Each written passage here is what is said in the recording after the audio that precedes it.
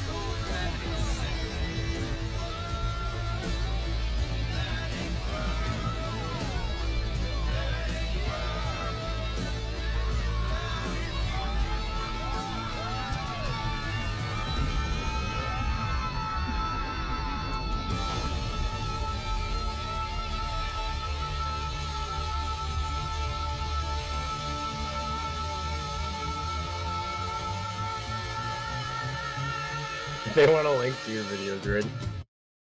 Alright, what's up, everybody? We're here. Hope you like the intro.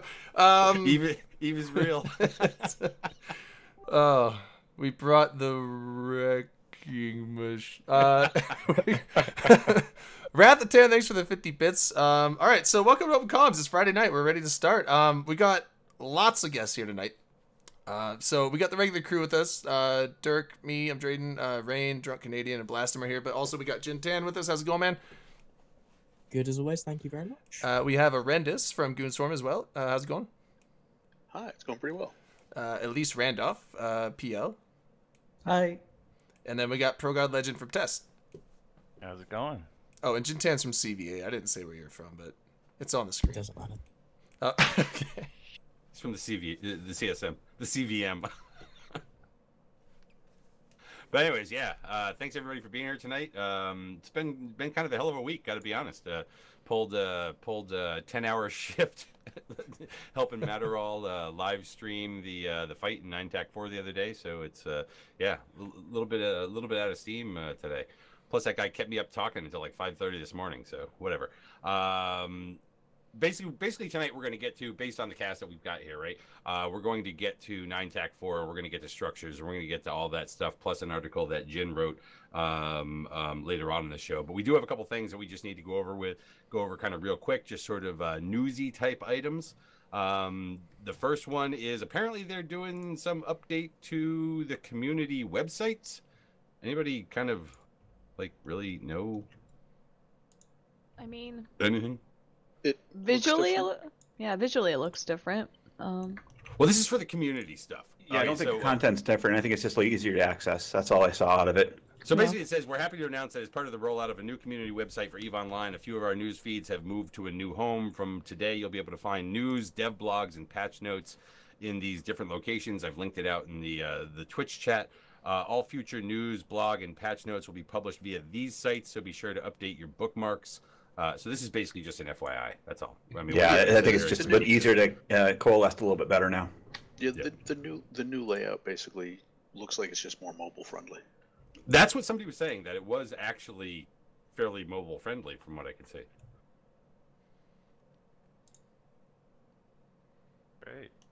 So Great. Yeah, exactly. Yeah, I know. I'm so excited. Yeah. Wow. I'm so I gotta be shit. honest, It's it's the not where first I time the get community dev page has blogs been and things redesigned like in, that. what, like 15 years? Yeah, I know. I mean, it's not where I get. I just go to like Total Eve and like the dev blogs kind of pop up there and things like that. But whatever. The next thing is that FanFest is coming up. I think somebody said it's like, I don't know, 70 something days from now or something. Is that about right, 76, 74 days. I leave for it in 71 days.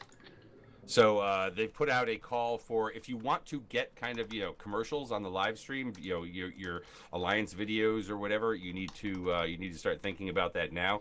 I will link the link out in Twitch and all that kind of fun stuff. So get that out there. Drayden, we're gonna have to get to work on something like that. Hell, I don't care. We can't. It's only like 15 seconds long. It's tough to fit something decent in 15 seconds. We could do a tie-dye video for 15 seconds. So we're gonna do a 5-second video and make it 15 seconds long. And make it 15 seconds. Yeah. That'll be even harder, but we could do it. Yeah. One other thing, because we're gonna get this out of the way early, is there's an Eve meet that's coming up. I think it's about a little over 4 months from now. It's called Eve Retreat 2018. It's the first Eve Retreat that's being hosted. It's going to be out in Missouri, so people out in the Midwest. This reminds me very much like kind of an upscale Eve Northeast. It's not quite camping out behind a barn, but it does appear to be kind of out in nature with like cabins and things like that. They've actually got a lot of stuff going on there. So if you're out in the Midwest and somewhere around Missouri, you might want to take a look at this. Jaws Jovovich, 39-month resub. Holy shit. Oh, damn, 39 Don't you have a months. resub coming up too? nice. Like today? Me? Yeah, or wait, yours was like 2 weeks ago or something. Yeah, mine's a while ago. But yeah, thanks, man. 39 months. It was but- my 2-year anniversary today on this subbing thing. Damn. Really? Yeah. I didn't get you a Congrats. present, but No, I didn't even get myself a present, so. I feel like we should get like free memberships or something. I mean, You'd we think. don't. yeah, the thing is the channels can't actually even give out free memberships because Twitch needs that half of that $5. Okay, but So- whoever runs the show could gift you guys subscriptions. Yeah, they can. And then that would just come out of the pot of what's going in. Yeah. It's like every month Yeah. the Matani could like It's totally just, doable. Just boot us a bunch of free subs. Boosh it. Just Boosting yeah. you some subs? Rain, do you want to talk about this Death Race 2018 that's coming up Saturday?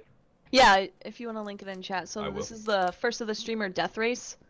So it was hosted, or it's being organized by Raiden and as well as a few others, but it's a pretty simple concept. A bunch of streamers are getting in destroyers. They're going from point to point to point, attempting to earn points. And there's like first place has like some really good prizes. Second and third still have good prizes, but not as great as first. I think first has like real life prizes, but you can read more via that link. And then they'll link to the rules and whatnot. But I think there's like 4 ways to get points by like either reaching objectives, killing other streamers, things like that. And they'll all be streamed, so all the participants will be streaming, as well as they'll be like sort of hosted on the CCP channel. So there'll be hosts talking, commentators, and like they'll switch between the different streams to kind of give commentary to things.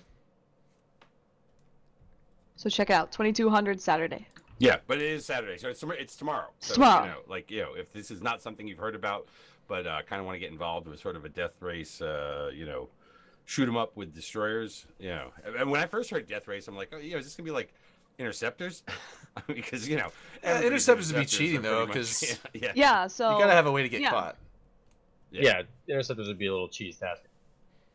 I really wonder if anybody is going to survive this because once people find out where it is and once they begin Oh, it's to gonna gate kind camps of everywhere, get just out smart there, money. 100% people are going Battleships on to survive it because people are going to have their favorites and they're going to go and try to pack them. maybe. Yeah, and that is allowed. It was allowed in the rules. Like, you can't be in Yeah. fleet with your friends because there's like one central fleet for participants, but your friends can definitely fly around and protect you or kill others or anything like that. Like, you could get into comms with them and be like, I'm heading here, and they clear gates for you. And you're not allowed to kill the other. You can kill the other participants, right?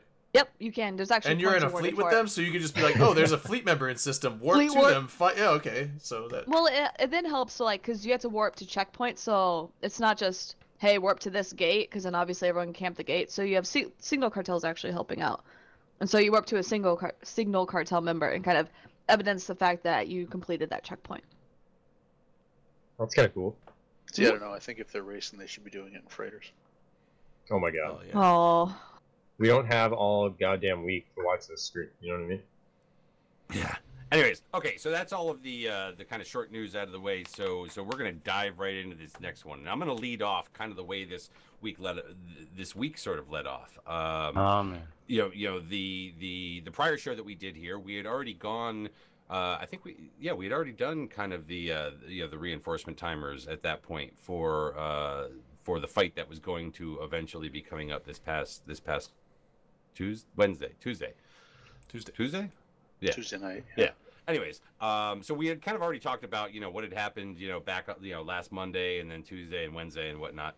But then kind of like one of the things that really was sort of lacking, it seemed, given kind of the chatter that was going on out there, and the potential for this fight was propaganda. If anybody can remember back to sort of, World War B, the Casino War, I mean, that was just so rife with propaganda. It was like off the charts level of propaganda and everything. And here, there really wasn't much kind of, hardcore shit talking or anything like that going on out there. And until Pro God Legend threw up a Reddit post that ended up garnering, I think it was more than 1 million hits. One hit per dollar. But basically, I want to give you the kind of the platform to be able to, what was your motivation here? Oh man. So I mean, first off, one of the reasons I think there wasn't a lot of propaganda is because this kind of came out of nowhere. We were talking about it among the test FCs a lot. I remember the first time they formed up 240 Titans up there, I asked the guys, I was like, did Goons run a super move op that we just missed or something? They just kind of like appeared in Cloud Ring. So all week, once they got the Keep Star and the final timer, we were talking about it amongst test FCs, and obviously, Goons versus PL and NC Dot and all them, it would help us out, a ton if they just destroyed each other.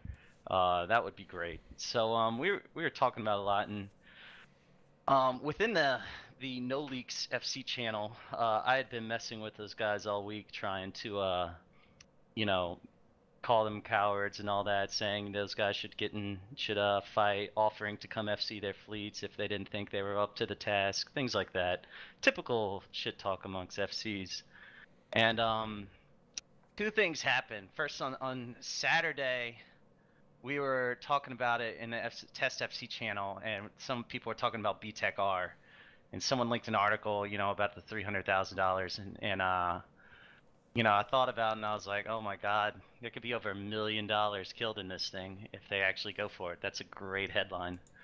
And then PNF Smash, right around the same time as that, was in the No Leaks channel as I was talking in there. And he's like, you should make a Reddit post if you want us to fight. And I was like, you know what? Maybe I will. So Sunday night, I was talking about it with a few test people, and I was like, oh man, we might be able to get a post to the top of our gaming with this if we really make it sensational and we come up with a pretty good one. So I spent some time. I wrote what I thought was the most clickbaity title I could think of and the most sensational story I could think of, and got a few test people to edit it. And then I was thinking maybe it'll catch on, like 50-50 chance, because you know how Reddit post goes. If it doesn't take off, it's not going to get to the front page. So we posted it, and then holy shit, like what the fuck happened? It was pretty crazy. I mean, there seemed to be a couple different angles there. I mean, there was obviously the baiting coward angle of, these guys are probably not going to end up, doing anything that's going to seriously put things at risk. There was also kind of like a really heavy stand on sort of like, ripping, old wounds out, kind of, Kickstarter type stuff and things like that. I mean, what did that really have to do with kind of like trying to, either bait the fight or I don't know. What was the motivation? So, I mean, if you're gonna tell a good story, you gotta have a main character, and you gotta have an arc. So, like I said, this was designed to be as sensational as possible, like from start to finish. So. you know, Matani's the most well-known Eve person of all time. And I designed it to be as to read like a you know, like a tale of revenge, two big sides. It was designed to do exactly what it did, unfortunately. Did you get your like Macho Man Randy Savage or something? Because this all just sounds like pro wrestling talk to me. Like, I'm waiting for the Triple H to come out and fucking deck PL here, mate. Yeah, it was I mean, it was designed to fuck with both sides involved. Obviously, it focused on Matani and Goons because, you know, it's just a better story. Like, I could have substituted Matani's name out and put Goons in there for pretty much all of it, and it probably would have read similar, but I don't think it would have read as well. No one gives a shit about some alliance in Eve. If it's one person, it sounds better. Now with the whole CNN thing that you went on, like, did they CBC. get a whole CNN. whatever? CBC. Oh my God. Canadian broadcast company. As it was taking off on Monday, and I I don't was watch the freaking news. out. Especially Canadian news. No, as it was taking off on Tuesday, like I posted it Monday night. It got to fucking front page like almost instantly. And Tuesday it was still on the front page, and it got to like 75,000 upvotes, which is unbelievable. And then I was watching Twitter. A bunch of people were tweeting about it, and they were tagging me in it. So I was looking at all my notifications, and out of nowhere, this one dude tags me in a tweet. This what do you call it? Esports dude in Canada tweeted. He's like, if anyone knows anything about the big fight in Eve going down, I have a very I'll see if I can find the tweet. He's like, I have a very big media opportunity for them, and I saw it, and I was like, well, I got to jump at that. So can't say no to a really big media opportunity in Canada. Yeah. So I replied to him. I was like, hey, I'm the dude who wrote the post. What do you got? And he DM'd me. And he's like, do you want to go on the CBC? And I was like, I'm at work right now. I'm not sure if I could do that. And he slowly talked me into it. And Oh, so that's how you get to slide into somebody's DM. I'm sure all 50 people in Canada saw it. Well, I remember when I heard you say, Yeah, I was "Whoa!" about I to say, I don't know how many just people got hit were up for an watching. interview Yeah. with CBC, and everybody's like, "Oh, the Canadian Broadcasting Company." I'm like, "Is it? Could it be the Croatian Broadcasting Company? I mean, like, you know, Some might obscure not even be broadcasting Canada? company. yeah, Canadian BBC. Is there anything Canada didn't copy off of Britain? Like, seriously? Well, I mean, Quebec. we're part of the Legalizing weed. Commonwealth, so Quebec. Not Brexit. Yeah. Oh man, so yeah, they that dude set me up. He took all my information. He asked me what my gamer tag was. I was like Pro God Legend. He's like, oh, what's your real name then? And I was like, Taylor Crockett. All right. so they didn't want to interview Pro God Legends. So they wanted. Yeah, they He's like, do you have a webcam? And I was like, I've done some streaming before. He's like, perfect, you're great. You know, pretend like you're talking to an audience that doesn't know what video games are. And I was like, oh, okay, that'll be pretty tough. Well, it's like talking to anybody in test, right? Yeah, pretty much. Yes. Yeah. I do have to Um, say, I watched it, and you did really well at, I want to say, your presentation, and at least talking and not getting too into it or memeing too hard was pretty well done. Yeah, I appreciate it. Thanks. Yeah, you kind of It missed your was, memeing opportunity there. I got to be honest. I it was like felt- number one, I you went with your hair felt combed and really, everything. I was already like halfway between feeling really guilty about that post blowing up as big as it did, and by that point, like once I realized that I was going on, I even messaged Falcon. I was like, "Don't worry, I'll be on my best behavior." Like, it'll be fine. It's like, don't worry about me. I just love like when the guy's like, all right, we're gonna go to one of the pilots, and then it shows you just got this giant smirk on your face. It's like the same room that you did the hot wings thing in there. I was like, oh, where's the hot wings? I was waiting for him to address him as, well, Commander. What are your thoughts on this? I'm so glad Welcome they cut back, when they Commander. did, because when he's at the end, he's like, Fleet Commander Taylor Crockett, and I was like, oh my god. Oh I man. don't know. I thought you positioned yourself really well, so that, like, if something had happened, it would have been bigger news organizations would have been looking for you. So it was a good Rachel job. Maddow would have been all over that shit. Yeah, I mean, it was fun. No, I mean, like, I thought I almost said no, and then Shots? the dude's like, the dude literally was like, have you ever been on national TV before? And I was like, no. And he's like, it's a big opportunity, isn't it? And I was like, yeah. And he's like, don't you want to go? And I was like, yeah, I kind of do. Of course you did. It sounds like they really twisted your arm. Yeah. No, I had to cancel. I had to cancel a conference call, and the lady was not too happy about it. So this is a true story. She was in another meeting, and I could not get her on the phone, and I emailed her, and she didn't reply to me. So I actually got on the conference call about 15 minutes before I was about to go on, and I was like, "I'm terribly sorry, but something really weird happened. I wrote an article for a website because she doesn't know what Reddit is." And it went viral, and now they want me to go on national TV and talk about it. And she was like, "Huh?" And I was like, "Swear to God, that's what's about to happen. I have to cancel." And she was like, oh, "Is this about national security?" Kind of.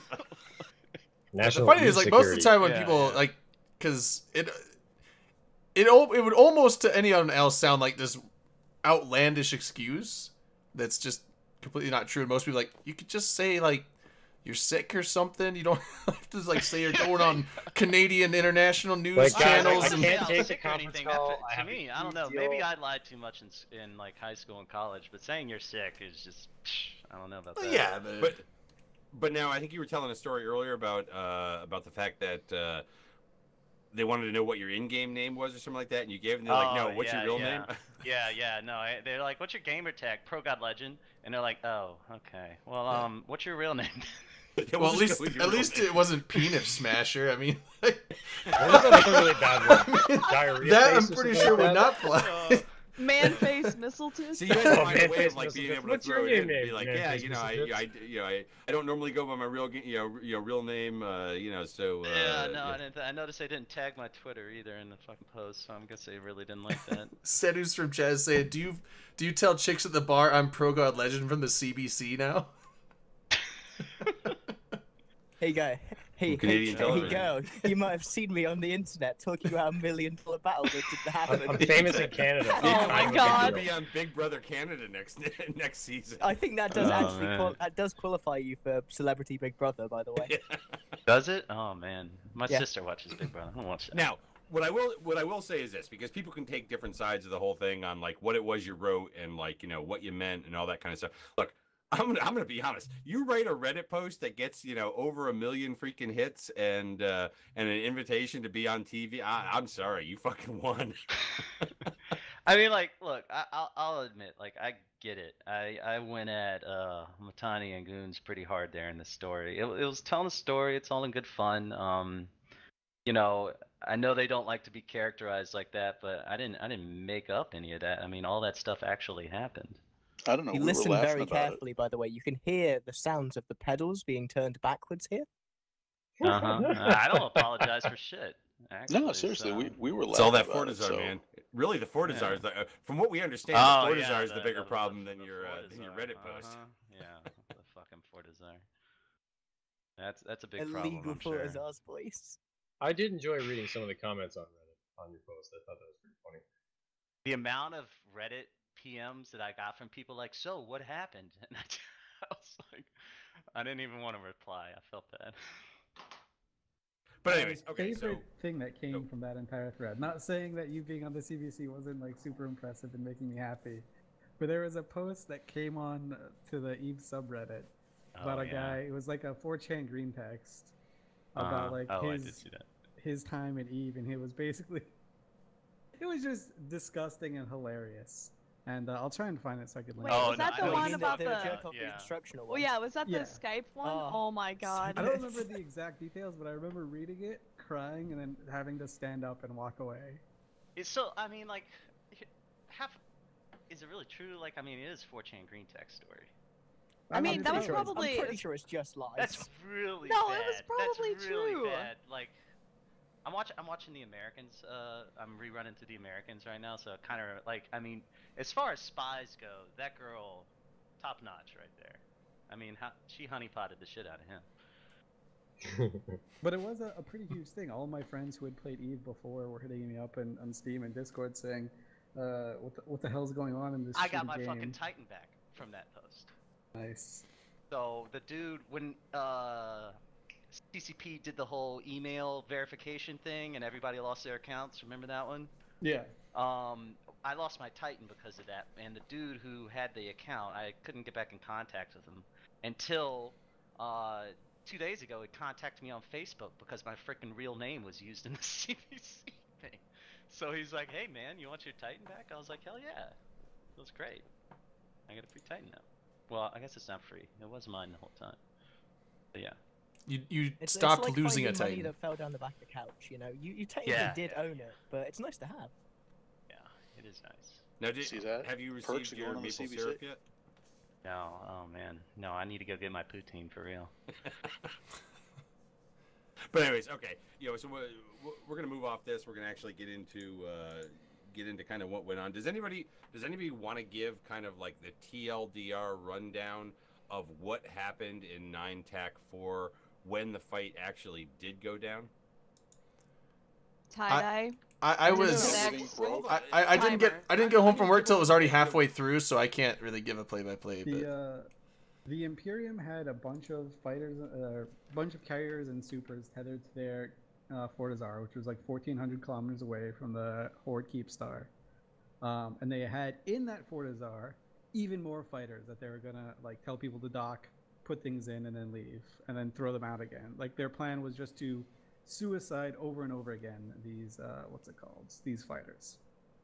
And so the I guess the defenders, if we want to call them that, decided to bring in a bunch of carriers and supers themselves, some subcaps.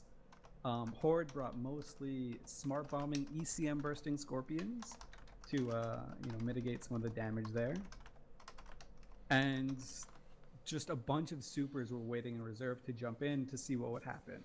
I know NC Dot by themselves had like 218 Titans, which is absolutely disgusting if you think about it. Just that many Titans just sitting in reserve. Who had how many? 218. So yeah, that was the thing. And then about probably an hour before it started, I think the Imperium realized that there was no way the fighters were going to get there in time because the system was already pegged at like 30% tie-dye. So they came up with an idea to get MJD command destroyers and boost the fighters over to give them a bit of a head start. Which, if you've ever tried using a MJD command destroyer, as I like to call them, a meat bazooka in tie-dye, it's really hard to chain them together because you don't know when the actual effect is going to take place. You think it'd be easy because everything slows down, but in tie-dye and lag, not really the case. Well, I will say, I think that was the plan from the start. Something did feel delayed to me and kind of behind schedule, as I was sort of listening and sitting in my fleet waiting to go. But I think that was the plan, was to augment getting across that 1,000 kilometer range tell you with boosters. That anytime you form up more than 2,000 ships, everything's behind schedule. Yeah, and then so that was the intent, right? And so the Imperium reacted really well. They had a jackdaw fleet that was around that came in and applied a lot of the damage. One of the funniest things that happened in the fight is I think there was either an NC or a PL character that was in Karma fleet for like 4 days. They got into the capital / super capital fleet for goons, lit a Sino on the Horde Keepstar, and then just 4 Nixes just randomly jumped to it. Okay, I heard about that, and I thought y'all burned like a decent spy to do that. No, it was a 4-day-old Karma. It might have been like a month-old Karma fleet spy. It's a great move. It's a great move. To be totally honest, that should have gotten even more people because he was constantly spamming in fleet that he was the Sino, but nobody was reading fleet chat. That's amazing. So the initial plan was to have him in the carrier fleet, like way before, while you guys are moving carriers in, not the super fleet. He just joined the wrong fleet. Like he just got in for the wrong fleet. So we were hoping before you guys all did everything that we'd be able to Sino one of your entire carrier fleets onto the Horde Keepstar, and it would have been great. Well, now, Arendis, were you the legit Sino for the Nyx fleet? I was indeed the legitimate Sino for the Nyx fleet, and why didn't you Sino in the middle of the Keepstar? Are you a coward? I didn't Sino in the middle of the Keepstar because my Supreme Fleet Commander for the operation, Jay Amazingness, hi Jay, told me not to. He told me where to Sino. So he instructed you to be a coward? And you're not a spy. No, he instructed me to be... You're just following orders. It's he instructed me to be tactically smart. It's better to ask for forgiveness than to ask for permission. which I know is hard to believe from us, but we've been working really hard at that. And like, Asher burned out at least 3 clones just frying his brain on that shit, and just really, we decided that we were going to try being smart for once. Goon brain. In all fairness, that Karma Fleet Sino was also being technically sound, just for the other side. Yes, completely fair point. But you know, now when I heard it was 4, because we started to get the reports on the on the stream that was going on there, and when I heard 4, I was waiting, and waiting, and when it stayed at 4, I sat there and went, okay. You know, that's like it was like a rounding error in this entire thing that was going on, right? If only 4 out of an entire fleet filled with Nixes went there, I mean, that's just, you know. Well, what Falcon was saying, I think he specifically said certain gun cycles were not being registered, but I'm assuming that various commands from all kinds of pilots weren't going through at that point, just because the big thing was fighters being reloaded in tubes wasn't happening for a lot of people. So at that point, that was before the fight really even started. Right. So that was, you know, that was a pretty easy everything time was still to get in. working There at was that point. under 2,000 people in system. That's when a lot of the subcaps and a lot of the other capitals came into the system was at that moment, just because we were all spread out around there. So we were like, you know what, might as well. We were in 7BX, so we're just like, might as well come in now, kill these guys, and see what happens. The server was still responding kind of okay then. When the server actually started taking a super deep shit was when NC decided to bring in part of their Titan fleet to deal with the fighters that were coming in, because the Jackdaws had just managed to pause the repair on the Keepstar. If those Jackdaws, and this is actually my favorite story that unfortunately like isn't as flashy as $1 million Armada, but the Jackdaws are the reason that the fight even took place for more than an hour. Those Jackdaws are freaking heroes. We had 3 fleets of Jackdaws, which just boggles the mind. So they went in there and paused it. Without them, the fighters wouldn't have been there in time. Yep. And it would have just repaired, easy peasy. But the Jackdaws paused it, and it forced the defenders to, you know, panic a little bit, because as it was paused, the fighters were coming in. Our fighters, to kill the fighters, were not really going out that fast. Our subcaps weren't killing them that fast. And then the Goon Macaro fleet came in to put even more damage on it to hit the cap as the fighters were slowly getting in there. And so NC put in, I think, 200 Titans or 150 Titans, not even all of their own Titans. And I don't think GOTG brought in any Titans either. I know PL didn't. We were keeping those in reserve in case something bounced or anything crazy happened. GOTG bring in their TFIs and like try and fuck up the max then?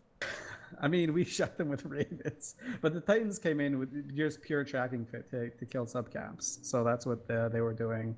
You hear that, Horrendous? You guys could have gone in, yet they would have been completely caught off guard. So what happened with one of the Lances? Did one of the DDs from the Citadel? Did one of the Lances from the Citadel kind of like wipe out the Scorpion flight though? What happened there? So someone manning the Keepstar for Horde decided they wanted to use the PDS to clear out some drones, and ended up killing all of the Griffins. It only killed the Griffins, but killed the Griffins, not the Scorpions. They freaked not out the really Scorpions, hard the Griffins. when they started to die. They're like, "Why are we all dying? What's going on?" Someone turned on the PDS to get rid of the fighters, which did. Now there were also a number of super carriers that were over on the northern side, up between the uprights of the Keepstar, right? That were also deploying space superiority fighters to get out there. So I mean, so you ended up having even more fighters out on that field, right? And now they're dogfighting out there and doing their little bit, trying to kill off and defang. Any more is the thing. After the Titans came in, is when the system basically took a shit. Was this before or after the Horde fleet got warped off by a spy? I didn't know that happened, but that's great. I think it's still unconfirmed whether or not that was a spy, right?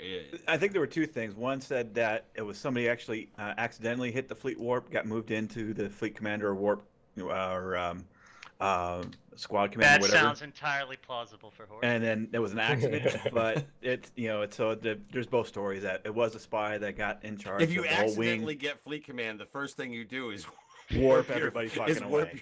Either way, that was also like a big thing for the south side anyway. That fleet went away. That helped a bit for a little while. for a little while. I don't know how much impact it was on the I overall mean, as flight. we were going through, so in the very beginning, we were convinced that the Keepstar was going to repair before it even got damaged.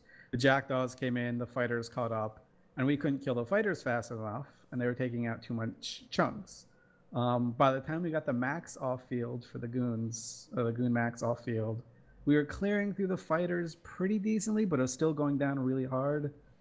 And we basically were not sure. We were like, there's a coin flip. This thing's probably gonna explode. So everyone was under the assumption that it was gonna die. And then the Space Superiority fighters and the Dread guns, or the Titan guns, finally caught up to clearing the DPS. And since the CFC guys or the Imperium guys couldn't put any more fighters out, that's basically all she wrote. And then they didn't try to push it by throwing more subcaps at it to pause. They're just like, this is bullshit. Fuck this. Let's go home. No one really cared about the Keepstar. I mean, it sounds like damage control, but no one really cared if the Keepstar lived or died. Yeah, that's what kind of shocked me. It's like, as far as the value, like, the Keepstar is worth maybe 4-5 Titans in value, if that. And there were, 600 Titans formed up. I mean, it's crazy to think that the Keepstar was like... I know, but the thing with the maybe leadership were, obviously, like, they wouldn't go there to not destroy it. So, I mean, they're like, we're going to go do this. But I think the general line member is, most of them are like, we're going into this battle, we want to win. So I think most of the people on the field on Imperium were wanting to see it die, and were probably a little disappointed when it didn't. I mean, if there was the ability for it to die, they definitely would have taken the opportunity to do that. The same in the previous fight where the Imperium ended up killing three Titans. Like... my read on that situation was that the Imperium wasn't even going to jump in except for on their Fortizar, rattle the saber a little bit. But if something, presented itself where they could take advantage of it, of course they would. But the thing is, like, who cares about a Keepstar in Cloud Ring? Like, strategically, it doesn't do anything. It's a really good way to, kind of get experience. It's a good place to fight that's not on your home turf. It doesn't mess with anything that you control. It's a good way to keep your MER mining going up. No, it's great for the Imperium all around. I will say I'm shocked that usually when you spin up a invasion force that large, and I know it's J5A, so that's still technically in the homestead, but usually when you mobilize people like that, and I've been reading the Imperium pings, they've been asking people to resub Titans and all that stuff. To have it, start and end in the course of 7 days is kind of shocking. But I don't blame them. I mean, after that, like, where do you go from there? Do you have another 6,000 person battle in a week and have the same thing happen? I mean, there's really... Well, I think, and ultimately, this conversation will get there. But what I will say is that, look, they did, the Imperium did deploy in a next wave of supers. I was on the Aeon wave that came in, and then spent the next 2 hours, because I couldn't even load system, and then spent the next 2+ hours, trying to log back in. I think I would probably say that maybe half of that fleet never even loaded system. The ones who did load system, their fighter bombers were all fucked to hell. So that was almost one of those things where it's like, what, this is just not going to work. And that was at a point in time when so many disconnects had already happened in the system. I think there were probably about 3,500 online in the system at that time.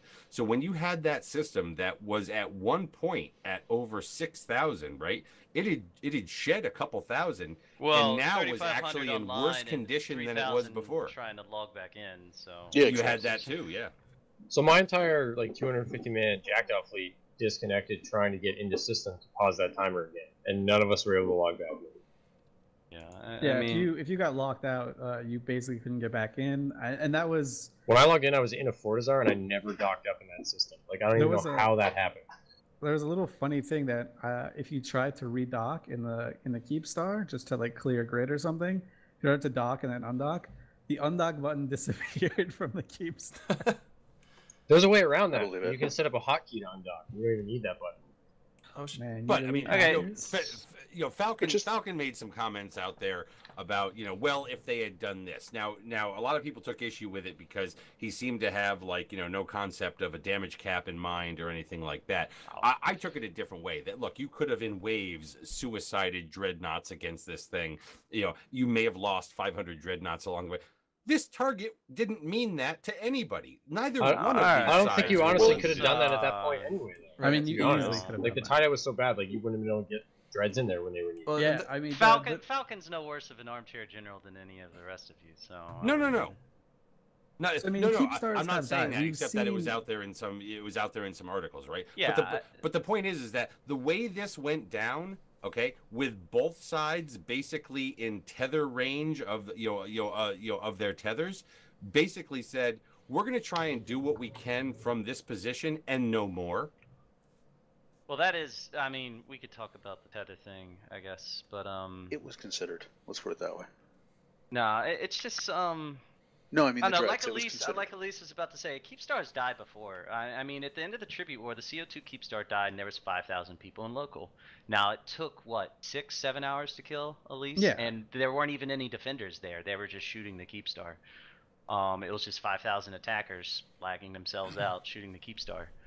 But honestly, I've been playing for a while, and I've been playing after the Tech 3 server deployment and the Brain in a Box came out and all that. And if once local gets above 4,000, you have no idea what's going to happen. I mean, anyone who thinks they do is lying. You have no idea how the server's going to handle it. But there are some things that you do know. Like if you throw out fighters and the opponent's going to try and smart bomb it, we do know that if there are a bunch of drones and then a bunch of smart bombs hitting those drones or a bunch of ECM bursts affecting those drones, you might as well have, instead of the 1,500 carriers and supers that are out there, it's just each of them throwing out 10 drones. That's going to be pretty grim. Yeah, no, it's I mean, I don't think if you're saying that the CFC purposefully chose, I still say CFC sometimes. If the Imperium purposefully chose tactics that or didn't purposefully knowingly chose tactics that they should have known were going to lag the system out, I would say both sides used tactics that they should have known were going to lag the system out. Yeah, absolutely. Here's the thing though, the intention was never to lag the system out to make it unplayable. Well, the of course intention not, yeah. from the Imperium side was this is the safest way to do it. The Zerg rush of fighters. It makes sense. Unfortunately, on a scale of 6,000 people in the system, the system's gonna eat shit. It's not gonna be good. Well, and the defenders, they know full well that smart bombs and that shit is not gonna make it any better, but it's the best way to deal with them. It is, and that actually brings it. I don't see a battle with 300 Titans on both sides ever happening. I really don't. I don't. It'll probably happen, but it'll happen the same way BR happened. It was just a complete fuck up accident where people escalate without knowing what the other side has. That's the key to EVE Online. That's always been the key to EVE Online. The big fights happen when someone makes a split decision with imperfect information. But that was before Phoebe.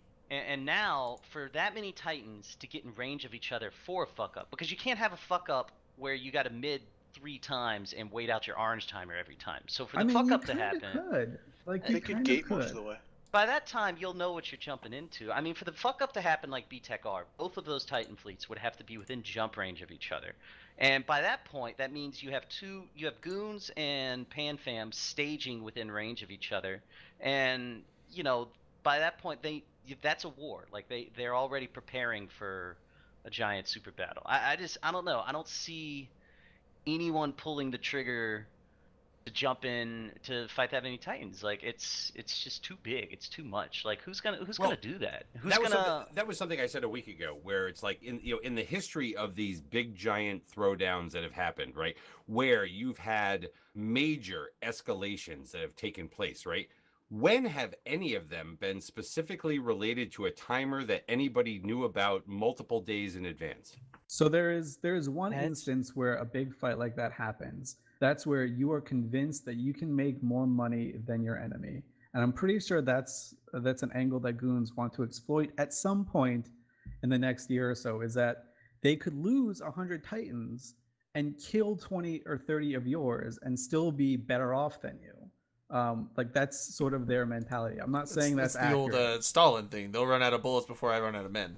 Exactly. It's a good play. No, Goons have a very solid position right now, and that's if there was one way I thought it might happen is that I'm pretty sure Goons could have lost that fight if it were Titan Brawl, and as long as they traded decently well, they weren't in a threat of having a counter invasion happen on them. I mean, so the problem with that is at this point, so I don't mean to dial back the history books a little bit, but there was a point in EVE Online probably 11 years ago or so where you could beat an enemy by making them so poor that they could just not reship anymore. That period went away a while ago, and the only way to potentially bring it back would be for a massive capital fight or a massive super capital fight. That's like the only way it could potentially happen. You're not going to screw over the PLs of the world. You're not going to screw over the NC Dots of the world. But you might get like a group in GOTG. Maybe they won't be able to repair, their ships that fast. Maybe the guys won't want to do it again. Well, maybe a lot of the extra allies don't want to do that anymore.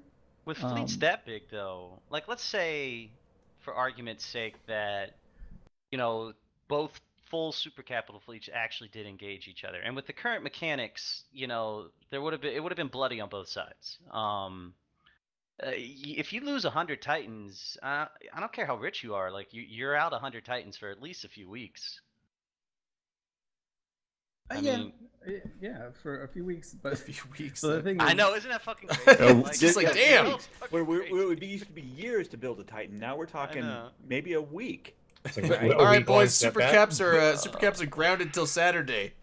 But ultimately, when you see what the potential here is, okay, for this sort of thing, okay, when a coalition the size of the Imperium goes up against a coalition the size of whatever the North is calling itself or not calling itself, right? That particular group of people with with relatively similar numbers, right? I mean, what does that mean for any of this? Forget 6,000 people in a system, okay? When it comes down to fighting over something that both sides, that the side that's willing to defend says, you know what, we're going to have all of our stuff ready, and the attacker says we're going to have all of our stuff ready. I mean, we're basically almost at a stalemate position here of it can't happen. Well, in EVE Online, no one wants to jump into a fight that they're pretty sure they're going to lose, right? So that's why all these good fights happen off people making mistakes. It's never going to happen over a Citadel. It's never going to happen over a bit of soft. Right. Like, it's always catching somebody off guard, which is unfortunate, but that's always how it's going to be. But that's kind of fun too. Like, that's part of the there should be some objective-based thing where, like, maybe it's worth jumping. We can't be at the ready on a mistake anymore, just because of the force projection in the Apex Force. We just can't be on the ready for a mistake anymore. That's why we don't have the BTAC-R. We don't have. Hold on. We don't have these fights anymore. But there's nothing out there that's worth it to throw Titans at, like they said before. Right. Like, what's a Keepstar worth? 300, 400 billion? Like, you're not going to throw Titans at. It's not just force projection. It's not the size of the forces. It's also the mechanics that we're working under. When we talk something, Goons, the Imperium owned the same space for 6 years, and instead of having a fight to defend it, they protected their super capital fleet and gave up everything. Because the super capital fleet was worth more. It's more important, exactly. Now so, I mean, there's not an objective-based thing. How many Titans did they have then? Maybe 50, 60, 70? Now they have 300?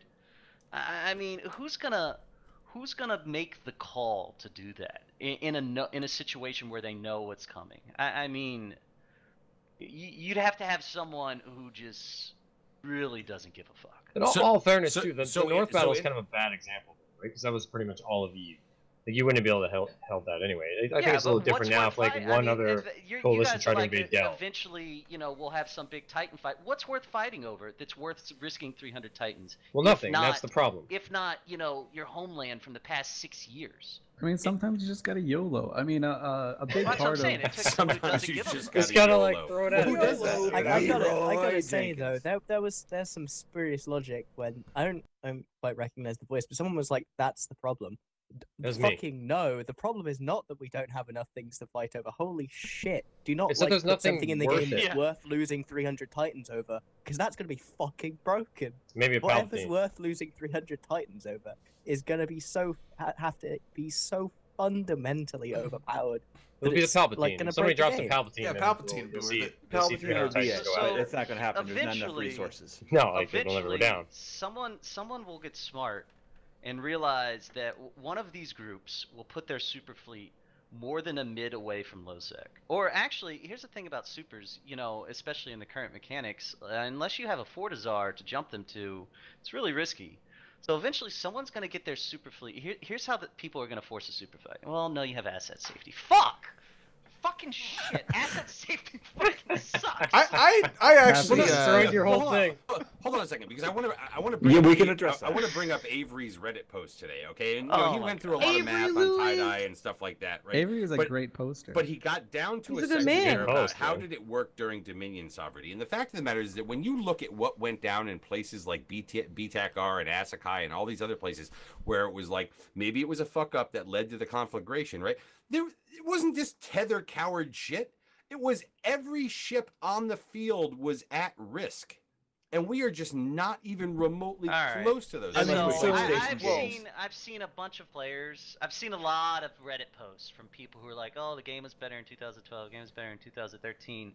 I can't help but point this out, but most of the game mechanics, not the Citadel mechanics or fine details of it, but the core concepts of the game mechanics that we have in game right now are mostly what we asked for. I remember when the entirety of 0-0 signed a petition, you know, asking for, you know, occupancy-based SOV, which is generally what we have. Everyone's out in space, you know, owning their space now. This is not about Dominion sovereignty. It's not about the way that things worked during Dominion, other than the fact that when basically the goal of two sides is we're going to sit on our tether until you do something that makes us come off it, and then we're going to dare you to jump into a range where you can't be on tether, but 60 seconds later we can. The re-tether mechanics Dirk, what you're are terrible. dealing with is basically two pauses on the same grid. That you can fire from within the pause, not stick your nose outside the pause. 10 times more powerful than the pulse shield ever was. Pulse shields were dangerous, especially for the size of our super cap fleets now. You can't fit more than like 20 or 30 Titans inside of a pulse. There was always the risk that someone got the password too. That I've been in that situation, the receiving end of that situation. But the size of Titan fleets now, you'd need 15 large towers just to hold 300 Titans safely. I mean, obviously it's not a perfect comparison, but the essential comparison between tethering is that basically you've got two forces that are doing what would in effect have been sitting inside a pause force field, pause gunning at one another. Yeah, it's pretty bad. So there is a design thing I like to point out here. So one of the problems, or one of the reasons people disliked Dominion SOV strongly, and I feel like a lot of people are forgetting that there was a point in time not very long ago when everyone was saying that Eve was basically dead, and it was because of Dominion SOV. So in fairness, people have been saying that every single year that I've been playing this game. Every patch that comes out, somebody says Eve is dead. It's not a question of the only thing that changes is why. Here's the problem with Dominion SOV. So you have an iHub on grid, and you know to kill the iHub you got to blow it up. Basically, once the defenders and the attackers get on grid with the iHub, there is actually no difference between the defending force and the attacking force, because there was zero defending advantage on an iHub. There's none. You know, you get the Sino Jammer if you can keep it up, and that's it. So you could kill the SBUs, and there were times when that helped, but like there was no defensive advantages. So I was on the CSM when the Aegis SOV was proposed, and one of the big selling points of Aegis SOV was that it gave the defenders a force multiplier through the ADM system. The defenders only had 5 minutes on the command nodes. The attackers have whatever the ADM is. Now, Citadel mechanics are another attempt at trying to give defenders an advantage, and you can see how that has affected the game. At the end of Dominion SOV, it wasn't like even remotely subtle. There were 2 coalitions. It was Goons on the left side of the map and N3PL on the right side of the map, and that was it. Before Phoebe, at least. And then Phoebe allowed people to break up a little bit.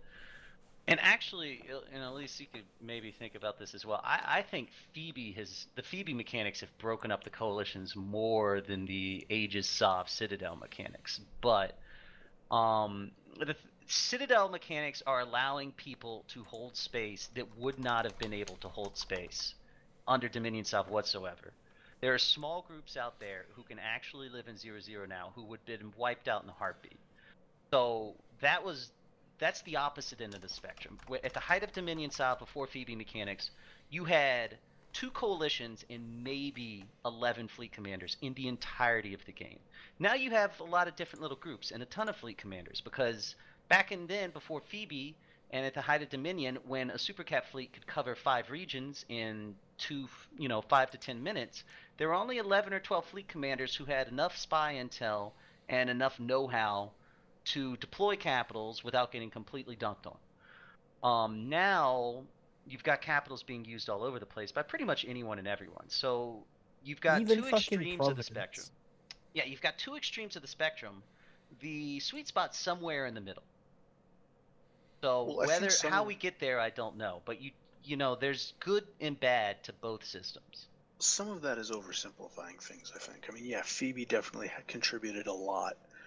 Which is why when the Phoebe changes came through before Aegis went in, we shed the southern regions, if you'll recall. Darkwild, thanks for the 500 bits, man. I'm really sympathetic to the argument that Phoebe was all we really needed to break up the hegemony, and that we didn't need Aegis Sov. The Aegis changes helped to shrink footprints. Yeah, that is true. We should have consolidated in Declan. And there was attempts to do that, but we won't get into what happened there. But the Aegis with ADMs and all, if the Entosis system weren't an Entosis system, if it were things we could shoot at and blow up and actually fight over instead of one guy doing the work or getting blown up, I think it would have been all we needed. I think so too. I really do like the Aegis system because I think the battles, the MTECO battle from the World War B is a great example. When you have a single point objective, and when you're talking about you guys want content, you want big fights, well, you need incomplete information. A single point objective like a Citadel is a poker game of complete information. It's limit poker, basically. So when I am an FC, and I can see what the enemy has formed, and I can see what I have formed, and there's only one grid that the fight's going to happen on, the decision on whether to fight is pretty simple. The math isn't too hard. When it's an Aegis Sov system, there's a constellation with 9 systems. There's a lot I can do there. There's a lot of flexibility for me to go into the fight and say, well, I'm outnumbered. I'm at a disadvantage, but we don't have to engage in every system, and I can get in there and try some things, and maybe an opportunity will present itself. When you have Citadels or Pulses or iHubs from Dominion Sov, there's just not a lot of nuance there. So I like that part of the Aegis system. I've come around the Entosis thing. It's okay. It's not great. All the pain points that people talk about, I agree, they are bad. The Interceptor thing it's counterable, but it's really annoying. Let's go to something that's an upcoming change that would have somewhat applied to this. How would this fight have been different, do you think? Okay, and please try and be honest about what you think the other side would have done. All right, if upon launch of fighters, all of those super carriers that were sitting on that Fortizar would have lost that tether. None, because you can just not a goddamn thing. They're not going to jump naked onto an enemy Fortizar. Well, and you you have the minute degress. You're not going to die in a minute before you can degress and dock up if you have to, or retether if you have to. They didn't aggress until the fighters. They wouldn't have aggressed until the fighters hit the keep start. They literally could have abandoned fighters and immediately retethered. Well, keep in mind, you don't have. It's not a question of. It's not necessarily just you have a minute to deaggress. It's not a question of killing them in that minute. It's a question of getting a single point on them in that minute because you don't retether if you're pointed. That's right. Yeah, that's true. So I guess you could have suicided some like hicklers unless they were doing, unless they were basically doing their points with, you know, other Aeons or avatars. Whatever was pointing the supers would have died in that minute. Right. I'd say then you need a support subcat around the Fortizar if you lose your tether. Then nothing's going to change, because the biggest advantage of tether is that I can just decide, all right, we're done. I'm not going to fight anymore, and safe up. Well, that's what I was.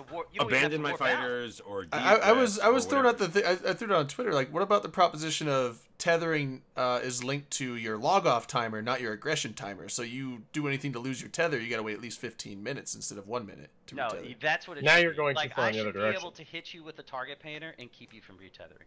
That will make people. Well, you can hit them. You can hit them with an ECM What do you mean going burst too far in the other direction? and keep them from retethering? I mean, we used to fight without all of this stuff all the time. Range, I might as well just be tackling you. Yeah, got it. But now it's a thing. So you want to go like completely in the other direction. Like 15 minutes is a long time. Like whoever said like target painting, that'd be a good idea, or like stuff like that. Shouldn't have to only be a point. Or even if somebody locks you up, like maybe you're unlockable, but you get locked up and you can't tether. You could take like cloaking. Every single gun, like you could have Citadels be nothing but the tether mechanic, and they would still be an unbelievable force multiplier in a large fight. Because the fact that it's not just that you can safe up, it's that you can sit there and painstakingly spread your fleet out and make sure that you can't get bosuned, you can't get bubbled easily, you can't even get bubbled if you're on a Fortizar, just hit the PDS once. You know, just you can sit there and position your fleet flawlessly so that you have perfect formation. Then you can choose when to engage. I mean, during the first time, the armor timer for the Keepstar fight in Imtech-O, when it was CO2 and Test versus PanFam and all them, we had 3 fleets of 750 and they had 2,000. And we were able to trade evenly because the tether mechanic is just that powerful. Some people say that, and I'm going to bring it up out there. I'm not going to mention the name because a number of people have said it. Tethers should not work on sits after they're attacked or reinforced. Okay. Now, what I don't like about that idea is, well, look, with the ability to spam things all around out there, then that means the one that is currently invulnerable is the one that doesn't have that. But what if you had something like this, and just give me a second, okay? What if you brought something like an SBU back to where you could shut off tethering across the entire solar system? That then becomes a point of conflict in and of itself, and everybody is back to being naked fighting. Well, the way we have been for what? How do you mean? Like an offender can just drop one down like a Citadel? Then you don't have pulse shield. So the tether mechanic on the Citadel is designed to replace the pulse shield as a safe space. Well, it's not only that. It's the other thing is, like, a lot of people are talking about like ways to completely turn tethering off. I'm okay with that in any various forms. Like, I'm okay with a lot of it. The only thing is I don't think it should be like completely 100% eliminated all the time, but you should, maybe like a limited tether, like a 20, because one of the functions of the tether is when you undock, while your system, like your PC system is trying to load the grid, you have that. It's kind of like the old undock invulnerability, because you used to undock from stations, and some people's PCs or connections, like if it was bad enough and there was none of that invulnerability, you could undock, and by the time you loaded grid, you're in a pod. And so it's kind of also like a little safety thing. It's like you can undock and you should be able to load the grid before you should be able to get attacked. But what about if there's a way to like, that, if there was a way to, the Citadel, well, that's what I'm saying. If there was a way to like limit the tethers, where it's like now the tether isn't permanent. Now the tether is you undock, you get 20 seconds of tether, and then it goes away and you don't get it back. I mean, I think Dirk's onto something, but don't make it like an SBU. Make it like a mobile Cyno inhibitor. Something where you drop it on grid within 150 kilometers of the Citadel. It's there. It can be shot.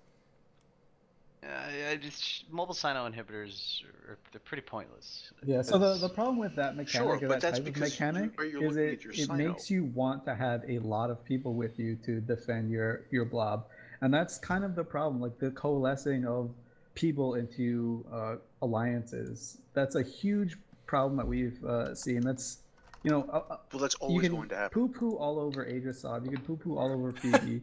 But the real problem is that a lot of these groups, Eve was balancing based on kind of the complexity creep, if that makes sense. So things became very hard to do, and the more people you had doing it, the easier it became. So groups like Black Legion, which just had 2 or 3 people at the top, couldn't sustain. People like Tri are having a hard time sustaining, even though they're getting great fights, simply because they need a huge amount of people to do very complex tasks.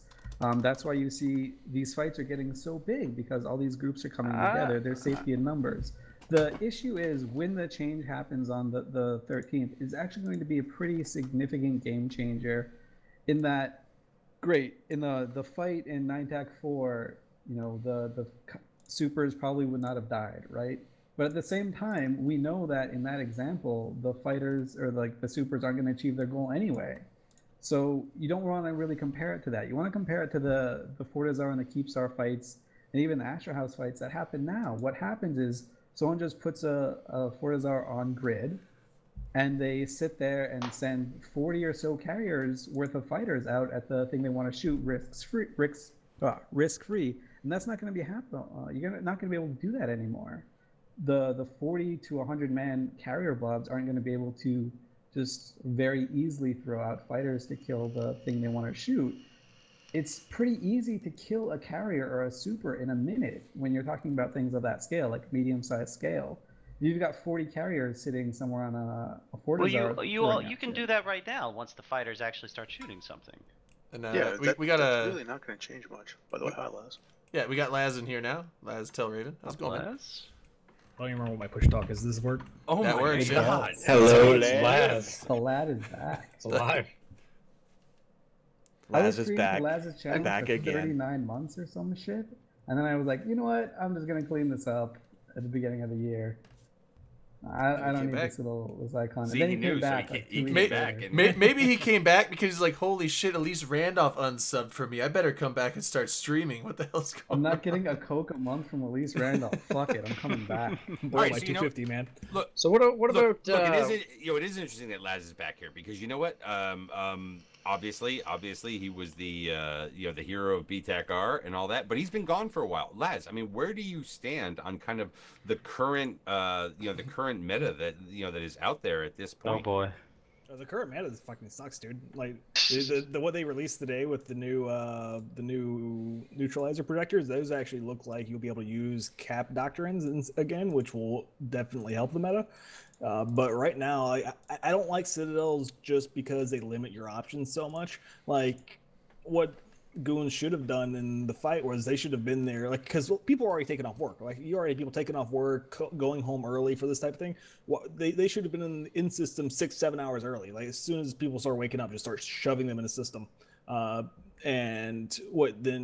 because Citadels, then they couldn't actually offensively capitalize on something like that because like when all the Scorpions just jump in on their tether. Exactly, they're tethered. Whereas before, if someone signed in, you could jump them on their sino, or if they're sinoing on a POS, you could bubble them outside their POS, and then they have to burn back into the POS, but you can still blap them as they move back in. But because tether is just so stupidly broken, it just breaks all these tactics. How about this? No more sinos in tether range. Boom, done. Game solved. Oh yeah, yeah. I mean, like, were you just like smacking your hands? I was like washing your hands off, like problem solved. Yeah, getting the dirt off. Yeah. Washing that sino right off his fucking hands. That's what it sounded like. He's just like, that would make no more tether in sino range. You could never tether, like you could tether in dock range, but that didn't help you for supers and titans. Sino and dock range. Every time you entered supers and titans in system before Citadels, they could be tackled and killed. Like there was no way. I mean, garage door tower pauses, but you would never use that in an actual fight.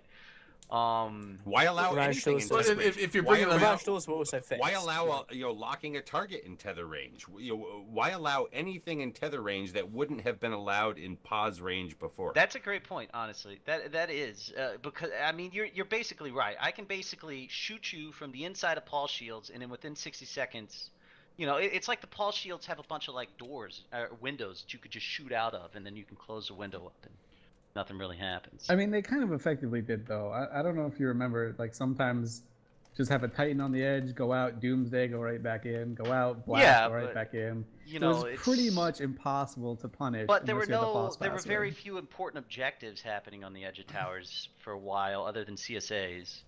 And I guess for whatever reason, you know, like people still valued iHub objectives over CSAs for the most part. Well, there was still the whole like bumping thing. If you jumped in, you know, any kind of capitals in a significant force, there was the risk of bumping. So you still wanted control of the grid. You needed control of the grid to jump them in like that. Shields anymore. Like you couldn't get your caps in if you couldn't get your supers in if Laz is right. If they're in system before you, and I mean that's what happened in Head GP. A lot of people forget about the Head GP battle that happened a week before BTEC-R. Yep. But, you know, PL and NC Dot and Nully got their forces in 6 hours early, and then the only way that they could save that iHub was to jump their caps straight into our formation. So they jumped 600 dreads on top of us, and of course they never loaded. But it's just it's a different situation. And in that fight, our Supers and Titans were on the iHub, completely vulnerable. There was no pulse there. They were just out in the open. I mean, okay, so 2 things from this. A, that's some cancerous shit when you're talking about there's a huge fight. Better show up 9 hours early. Well, you suggested it. Well, no, Laz suggested It's number one. You were there. It's tactically sound. You didn't have to crash the gate in black screen. It's tactically sound, but no one wants to do it. Yeah, no, I mean, it was fun the to strategic do advantage is that it's the game mechanic function right now. That's the tie-dye and server lag. We have to, if you're in there 3 hours early, you win. BVD. That's I mean, that was the tactical advantage we did 3 years ago or 4 years ago in the Fountain War. I think we were all in system before everybody showed up. Things a little bit rose-colored glasses and in the thing. So yeah, when we had a shitload of supers and carriers and titans on grid at the iHub, they were vulnerable in that they weren't tethered. But were they vulnerable in that anything could kill them? You needed a disgusting amount of dreads, which actually never once happened in the game. Yeah, nobody despite really how often y'all claimed that supers. dreads could counter tracking titans, it did never happen, and you are right about that. That's only because Omega Fleet never actually flew. Because it was garbage. I'm sorry, really, that was a stupid idea. But the problem is the long numbers that you Baltec need. fleet. The numbers you would need for something like that is then you have the soul crushing tie-dye, which dread guns just don't fucking cycle. It breaks the game. Yeah, exactly. Oh come on! Just because you would have needed 1,000 Naglfars to alpha an avatar. Though, in fairness, I do think the one good thing about all of this is that it's pretty easy to tweak these mechanics. And I think, ultimately, at the end of the day, we're going to look back in a few years saying, you know, there was a rough couple years where EVE fighting was kind of retarded, but it was just a few small tweaks that made it work pretty well. Because what we're talking about now, we're talking about just changing how tether mechanics works. That's something that's pretty easy to implement. I mean, I know I'm not a coder or anything. I don't imagine it'd be like intensely difficult for them to. Those are changes that are easy to make. Well, with our old soft system, it was really hard to make meaningful changes. And if you're thinking about if that old soft system persisted, I've been on a grid where there's been enough alpha to destroy an iHub in 2 shots. That's not fun and engaging content. Yeah. Like, but you know what? Forget sovereignty system, right? Because I mean, who even believes that Fozzie Sov is going to be iterated on, or we're going to have technically a new sovereignty? Are we not seeing the emergence of what the new sovereignty system is, which is if you hold the system through actually being there and assets and all that, that is probably going to be the new sovereignty system, isn't it? Yeah, I mean it's occupancy sov. I mean, like, so our invasion plan last January actually, when Test and Triumvirate and XX are invading Ketch against Stainwagon and Goons. Our invasion plan was to get a Fortizar up in Stainwagon staging system and then move in there and just basically wait for them to get tired of living in the same system with us. But I mean, it's basically whoever, you know, it's the facts on the ground. Whoever owns the space is kind of what ends up happening, I guess. That's CVA's entire plan versus like the thing that's I'm not even going to call that war at this point. The occasional losing of ships by both sides that's occurring in Providence right now. Our plan is just like, you're not going to fucking live here. No one wants to live in Providence. Another cool thing that's happening in EVE, or that has happened in EVE since Aegis Sov, is that, you know, the big fights, the 9-TAC-4 fights, those things suck and nobody does them, and they hardly ever happen, right? But the there are more caps destroyed per day on average than there were during Dominion Soft System, during the BTAC-R era, anything like that. Oh yeah. People are losing shit. They're just, instead of losing 20 caps at a time, they're losing a cap every other day because there's small shit going down, because there's fights over Entosis. I know it's not fun to do. Like, I don't enjoy it. I think there are ways that could make it fun, and I'm kind of bitter that I have to strap an Entosis module to a Prophecy sometimes. But there are fights that are happening that are much smaller, much more spread out, which is intentional. Like, that's intentional. That's what CCP wanted from the entire design. I mean, that's a strange thing about all of the outrage going on right now, is because, at least from what I can see, from as long as I'm playing, EVE's quite healthy, and by a lot of metrics. A lot of people are playing. I don't recall, this many people in 0-0 for as long as I've been playing. I mean, there were 10,000 people formed up by 1/2 of the map. There are 6,000 people in one system when there are 33,000 people online. Yeah, that's kind of half the problem with like theory crafting all of these game mechanic changes. Is like the fact of the matter, the server can't handle the big coalitions going at it. So if shit doesn't work, regardless, it doesn't really matter what you change. That's always been the case. I mean, every single giant fight has been a complete laggy shit show. I mean, the first time I was in charge of a war, we lost 140 dreads to black screen. Not a single one of them loaded, and that was the climax fight of that war. Even my 100 battleship versus battleship war, it was a lag fest. And you know what everyone said? You should have known that was going to happen. Like, that's back then. And that was 2006. And that was back then, yes. But it's true. Should know better. We're always going to do that. We're always going to be pushing the servers to their limits, no matter what happens, because that's what people do. When we want to beat somebody up, the first thing we do is we grab a friend.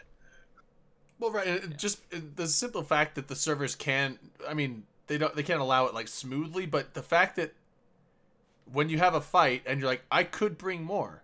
If I bring more, it's going to lag this stuff down, but if I don't bring more, they could win. So the fact that I can bring more and the system allows it, I'm going to bring more. We've been having this discussion since it was 200 on 200, and like you literally got to that system 8 hours early, okay, so that you didn't have to be the guy that crashed the freaking gate and then black screened and died, right? We've had that through every step that they've made things better, and now we're up to where we can get 4,000 people in a system and it will work, okay, but we push it to 6, okay, and when they get it to 6, we'll push it to 7 or 8. 10.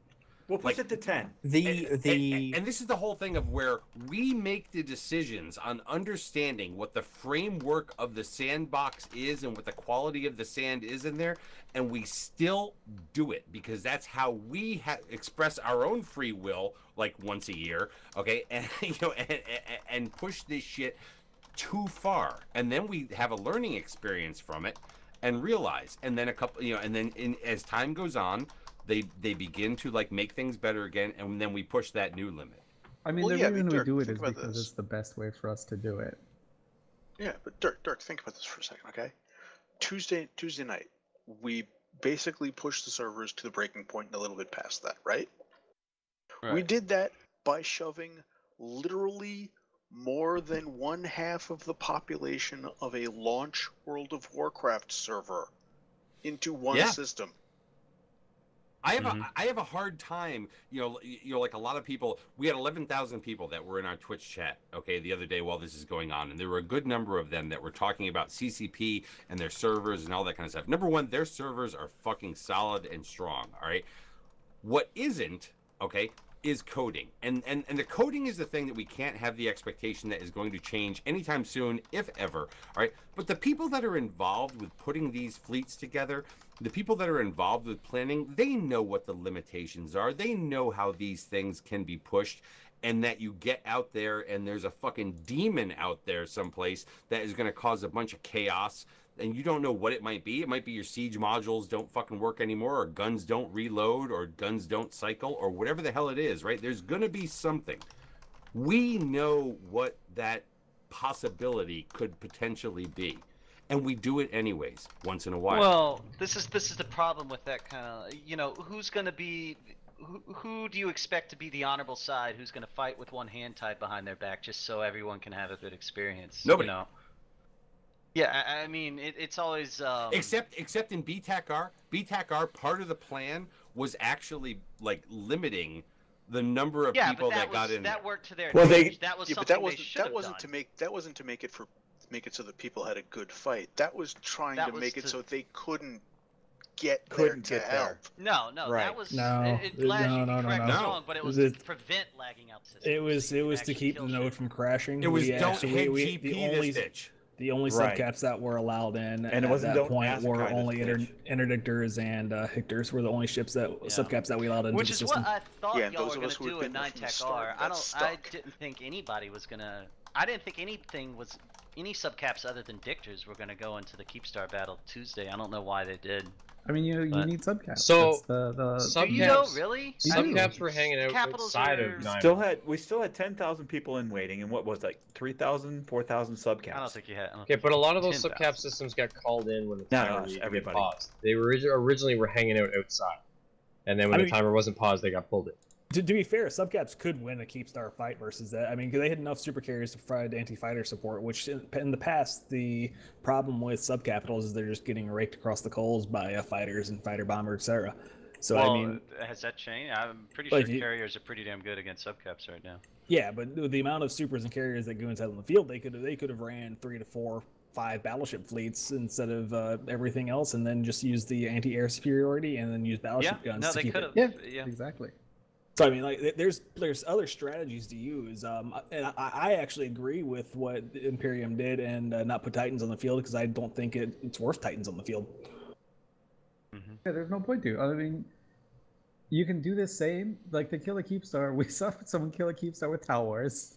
We saw like Manny kill a Keepstar with some funkily placed Dread Sinos, which also kind of works. Yeah, who killed a Keepstar with Tal Wars? I don't remember. Someone killed the Keepstar with Tal Wars, 150%. Rain says pizza. Pizza. Really? Tally War. With Tal Wars? I know Jin pulled the Jin move where he threw Tal Wars at a... What was that? Was that an Astra or a Ritaru or whatever? But it was an Astra. I thought he copied that from someone. But it was Swiftles that killed it. Wasn't it? Is there stolen valor in your strategy, Jin? I'm trying to come up with the idea of throw ships at a thing until it dies. Like... But I mean, like, that's essentially what you do is you just suicide a lot of subcaps onto something and it'll eventually die if you have subcap superiority. Like, that's the state of capital balance right now. Yeah. It's, I don't know. I don't think that's going to be the last Keepstar battle. I've seen some Reddit stuff where people are like, I don't see, we're not going to have a Keepstar battle until they change the mechanics, even after February 13th. I don't think that's the case. It's, I mean, I don't know. It's a huge win for Goons, regardless, right? You kill the Keepstar, you can flaunt and say, yo, look what our new War Machine can do now. You don't kill the Keepstar, you say, hey, look, we've got 16 of these now. You can't kill one. We tried. We know you can't kill them. And then we broke the server. Yeah. Because we pushed 6,000 people into a system. It's a win-win for the Goon. It's a win-win for the Hordlings too. Like, it's great. Like, it's not great. I mean, it is what it is. There is an element for what we can do in Eve, right? There is an element that sits there and says, you know what, look, if you've got two sides that are basically positioned equal, right, the defender or the attacker should have a multiple that they need to bring in order to beat a defender, right? In this particular case, I kind of agree with, and I can't remember now if it was Arendis in his article, if it was Avery in his, that basically said the fight was really not so much against the enemy as it was against the game. It was against that was actually Asher. Sword Dragons. I felt. Was that Sword Dragon? That was Asher. Yeah, I think that was Sword. Oh no, that was Asher. That was Asher. Asher talking to. Sword Slaying. That was in PC Gamer magazine. Right? That was in PC Gamer. God.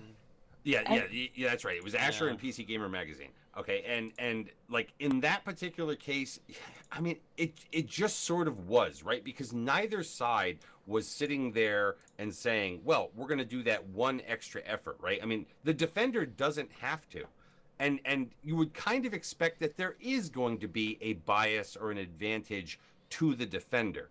Although maybe not to the extent that happens when you push a server to the limit that we did in that particular sense. I mean, I'll tell you, Dirk, what I tell my fleet every time we get into a super tie-dye fight. It's because whenever you get into a super tie-dye fight, the first thing you hear from your fleet members is like, "Oh, my guns aren't cycling." And at the beginning of the fight, I always tell them like, "Look, both sides are going through these server problems. Usually in these fights, the side that wins is the one that sucks it up and, you know, stays disciplined and waits for their guns to cycle and does everything properly." So it was, you know, like, both sides have to deal with it. Obviously, Goons got the short end of the stick there because they were attacking and, you know, their strategy was smart, but, you know, the game mechanics obviously didn't allow it to work. So it's... I mean, all the things that we're talking about here are really big, you know, big fleet, big coalition type, you know, type numbers things, right? How does this trickle down to where, how does it trickle down to the point where it's like, wait a minute, we should actually care about it at this level down here? I mean, you guys see what's going on in Dronelands right now. Like, Skill Yourself has put a couple of keep stars into Final Reinforce, but with like 50 guys. And, you know, Dronelands have to come up there and blob them every time. But if 500 people showed up for that fight on that final keep star timer, there would be an 1,000-person keep star battle with virtually no lag, and it would probably be amazing. So it is possible under the mechanics for there to be good, you know, good keep star battles. It's just not possible when Goon Swarm and the entire North have 6 days notice, and then, you know, there's a bunch of hype around it, I guess. That's all I was saying with like the mechanics things. But anytime a big like, fight when like you that's look at that occur, size of amount of people, anytime a fight of that size is going to occur, all the big players are going to have pre-notice about it and they're going to prepare for it. So you're never going to have a fight that size where no one's like, you know, and prepped as they do in regular time. And even Falcon, you know, he said, yeah, the node's reinforced, whatever that, you know, how he explained it on the Imperium channel. You know, not letting me log in. Well, I mean, Falcon also said there was no player cap on the server, but I have on my stream me sitting in the character select screen, and it said in my little log where you can see your things to your what is it, the queue for the server. Yeah. It says max player reached or something like that. Wait, yours said max player reached? Mine just said like no callback, just hang in there. But it says something max like max player. Did it put a kitten gif hanging from a tree? Yeah. A kitten hang in there, pal. Chest in bed. No, mine just kept encouraging me to wait. There were a lot of weird problems going on. Yeah, that is one thing. One thing they could do to avoid another Keepstar battle like on Tuesday is, and I know a lot of people, I'm strongly against the 6 days between the armor timer and the final timer. Under the new mechanics, there will be ways to stop that, or at least, you know, have it somewhat shorter. Yeah, it's just like if you plan when you hit the thing. But that's the problem. Like, if I'm the defender and I know my timer is on Wednesday, that means I know on Sunday is the time when you can reinforce and have the shortest timer. That means I know Sunday is the best time to attack. Well, yeah, but at the same time, you know that it's going to be on Wednesday, so you know that like if someone hits this, we know when to prepare. And I think we said I mentioned this last week is that. How many times, like, I'm not saying it never happens, but how many times is the big defensive fight happening on the initial shield timer assault? Very rarely. Almost never. Usually, people go to assault, they hit the shield timer, and then when the armor timer comes up, that's when people form up to defend it, or in the structure timer. Right. So traditionally, people don't show up at all. And by far, the best change coming on February 13th is the removal of the vulnerability window. I mean, in my opinion, that's the best change. Yeah, absolutely. Yeah, for EVE Online, best change. Yeah, the thing that's stalemating EVE more than anything, and like Jintan, when are all y'all's vuln windows set right now? What day? Exactly 2000 Saturday. So like PL cannot do shit Providence except for on 2000 on Saturday. Yeah, pretty much. We have like 0200 on Friday, I think. That's basically 6 days where I don't even have to give a shit. Yep. And for the longest time, the best way to fight wars in EVE was timer spam, where you just hit a bunch of stuff every single day against your enemy, and eventually they get burned out trying to defend all of it. That is coming back to the game on February 13th, and that will open up a whole new wave of opportunities for people to go destroy stuff. So what they need to do is they need to go back to a system where it's the idea that just came to me, where whoever has the most citadels in a system owns the system. Fuck yeah, man. Go back to Citadel Soft? That is the worst idea ever. Holy shit. You multiplied planets by moons, and that was the total number of citadels that could be in a system? Yo, hey, Dirk, Ben's big in the chat. If you've played this game long enough, you remember the days of Pasav, where if you were going to if you were going to claim a system as your home system, you picked the one with the lowest amount of moons possible, and you put a tower on every single one. But what if you only have 5 logistics guys in your alliance? Then it sucks to be fucking them, man. Yeah, you gotta hope those 5 guys don't burn out ever. Fucking Ben's big out there. You didn't hear me. I was like, hey, Ben. I was like, Ben's comes back tonight and Ben's big shows up. Yeah, I told you Ben's big is chat. Yeah, Ben's big was the original founding host of the show. Yeah. Ben's big was it was like what Dirk, BC, Ben's big, and there was some other guy that was like he was gone before I even came on the show. Yeah, he was like the 4th Beatle. How much was the estimated loss for the battle? Chikorama's asking. For the Battle of 9-TAC-4? Yeah. Does estimate exist? Do we want to tell her? Should we tell like in dollars? Do we want to do it in dollars? Do I want to know the actual? Well, what was the estimated loss of the Battle of Estimated was 1 million. Actual. No, like the real dollars. Projected 1 million. It was like 350 to 400 billion ISK or something like that. It was like 1,600 real life dollars. It was about 350. I think it was 350. Oh, Elise, I saw your tweet at me. That's fucking great.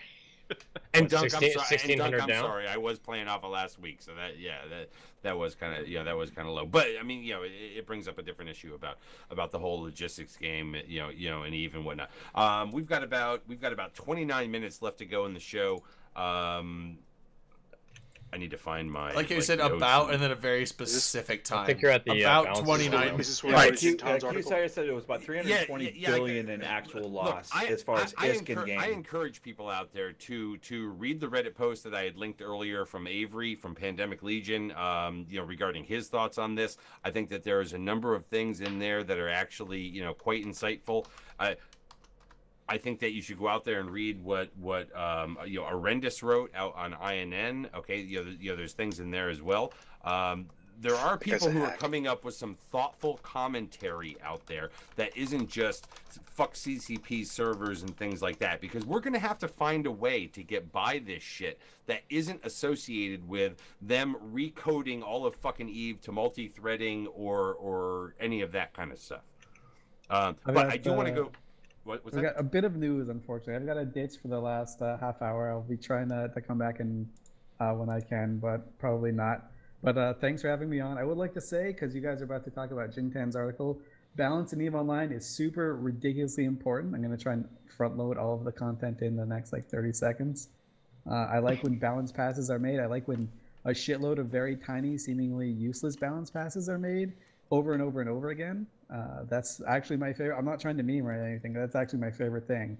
Like if you change the Rifter's power grid by 3 and then added 5 CPU, but did that for 6 months, that would be dope. Could you imagine if Taylor Swift did a song about balance? Just any song where she mentioned balance? I would write so many articles about balance in EVE Online, you have no idea. At least would nut so hard. They would call me Jintan Jr. I think at least just go into seclusion and meditate on how the world got seriously. So good. Peter, you coming up here for St. Patrick's Day? I could, maybe, sure. Yeah. I mean, I might as well. I've got nothing else to do. When is St. Patrick's Day? March. It's always in March. Always. That's all I know. It's always that March 17th. I don't even know what day. I just know it's always in the middle of March somewhere. But I mean, I once walked out and the fucking Hudson was kind of green a little bit back in the day, and that's about when I know that it's gonna be St. Patrick's Day. What? That was the 80s, though. No, they've done it since then. No, I mean the entire 80s. The Hudson was green. Oh. Yeah, well, there's also some unsavory things in the Hudson as well. So, anyways, thanks for having me on the show, team. It was I was shocked at how non-rowdy you guys got. You guys have we've turned a new leaf, man. There's a lot less You alcohol need to shut involved the now. fuck up, Elise. Yeah, we've sent this show to Alcoholics Anonymous. They helped We us out turned a over lot. a new leaf. Well, it's not quite Dirk's in AA. I mean, rehab. you can still drink. You're just not getting No. We just decided that we were gonna try to get back to the roots of actually talking about Eve. Still drink, but not get fucked up hammered by 30 minutes in. So Yeah, I'm by impressed. the 90-minute mark, we're slobbering and falling over it was each other. awful. But It was yeah, bad. What's Believe the me, squeeze believe like? me, Fair, believe me. Dirk's It was normally doing that hilariously anyway, so. fun. Somebody tweeted me today, and said, "Oh my God, 3 weeks in a row of nothing but Eve talk, no tangents off onto anything else. The fucking world's coming to an end." And you know what? Guess what? The world's coming to a fucking end. Eve's not dying. that the was an world might amazing die, tweet but last whatever. night. Whoever, it was like I was going to bed. It was 11 o'clock my time. You were still up. I think you were talking to Matterall. I was like, oh my God, that was an awesome tweet about how well we've kept on topic on open comms. The last few shows have been And probably the now best. we're gonna bring it actually back on topic because Jin Tan did write an article about balance. That balance is not optional, and you know what? It is an extremely short article. It's out on Crossing Zebras. I will link it here on Imperium News. It's already in Twitch. there. It's already in there. Good job. But basically, it boils down to what you thought that they were going to do with the whole idea of the dedicated balance team is really not as dedicated as you might have thought. Jin, please tell us. Yeah, I don't know how much detail I actually went into in the article because obviously I have information. You basically said that they're fucking working on other stuff, and like every other Tuesday when there's other they things they balance. dedicated no, time. no, Did you write it? Do you have a ghostwriter? Are we in a I Drake wrote it. Meek Mill situation? Dude, I wrote it like 3 weeks ago. Like I wrote it just after. I wrote it during the summit. Like. Weren't you supposed to be working during all the right, summit? so let's give us the highlights of what your thoughts were on the article and why you presented it the way you did. Do you need a minute? Do you need a minute to read your article first? No, I know mostly what I put in there, but the thing is, I can't remember like the technical details because I know a lot more of the technical details of how CCP works, and I don't remember what I actually got passed through versus what I originally wrote. Because You obviously said there's a lot- something that they're assigned to teams and that Yeah, the no, balance I'm team not, had I'm a not group. questioning that. I don't need But that then refreshed they in don't my really mind. have a Let me balance read group what I because think is their the key the paragraph, resource for because time is smaller. You actually, Therefore, they can't focus on it as much. You actually spend a number of paragraphs in this, out of the very few paragraphs that are there, talking about why balance matters. But I think the key paragraph is probably, however, at this latest summit, we found that the dedicated balance team was operating on an incredibly small time budget. And that makes some sense when you consider that the people who work on balance are the same people trying to fix things like SOV, Jump Fatigue, and Citadels. However, currently, it looks like after that, there are no plans to improve the standing and importance of balance within the future roadmap. If you're not happy about that, then like call your fucking senator or whatever. You basically say that the dedicated balance team is working on other things most of the time, and maybe every third Tuesday of the month think about balance. That's pretty accurate. Yeah, that's kind of the message I was trying to imply in a. Well, it's not a dedicated team. Not pit. Yeah, no, it pretty much never was a dedicated balance team. That was a kind of an the Emperor has no clothes moment. I think, like, I don't think it was ever called a dedicated balance team except by us because we wanted it to be a dedicated balancing team. That's how we pitched it to CCP. CCP were like, yeah, we'll definitely do that. I'm pretty sure they there's a called it dev a post where balance they team. actually said they were forming a dedicated balance team. I'd have to go back and look, but I'm pretty sure there's a dev post about it. So you said the dedicated balance team meets every Tuesday? I'm not going to talk particularly about it, but Well, the you did dedicated say balance, that, so the we'll just dedicated assume balance that's team a- is literally one person. Just like a heads up, it's literally just Rise. Like that's the dedicated balance team. But he's working on skill injectors and the next That's not really a generation team, of though, mini if plates. it's one He guy. also runs. Rise is a And then he's good working team, on some by the way, Citadel before mechanics we- too. No, he is not. He's in TSM, which is the monetization team? Question mark. This I was, don't actually know what they're- this was something that was Yeah, brought up you're at the right, I time. think. Okay, when CCP came out and they mentioned the idea and how they were implementing a dedicated balance team. A good many of us out there sat there and said, "We'll see. The proof is in the pudding, right? How dedicated it is. okay, whether or not they're doing this. And what we're finding out now is it was probably as dedicated as many of us thought it was going to be, that they're not going to spend a great deal of time on balance, okay, but there are specific people that when it comes down to balance will be the go-to people. Yeah, that's effectively what it came up to, and that's kind of, I felt like that. The reason why I wanted to write this article is because I felt like there was a huge miscommunication, or at least the image being presented by CCP wasn't accurate. Like, you know, the perception that everyone had about the dedicated balance team was wrong, and that's the fundamental reason why I wrote that article.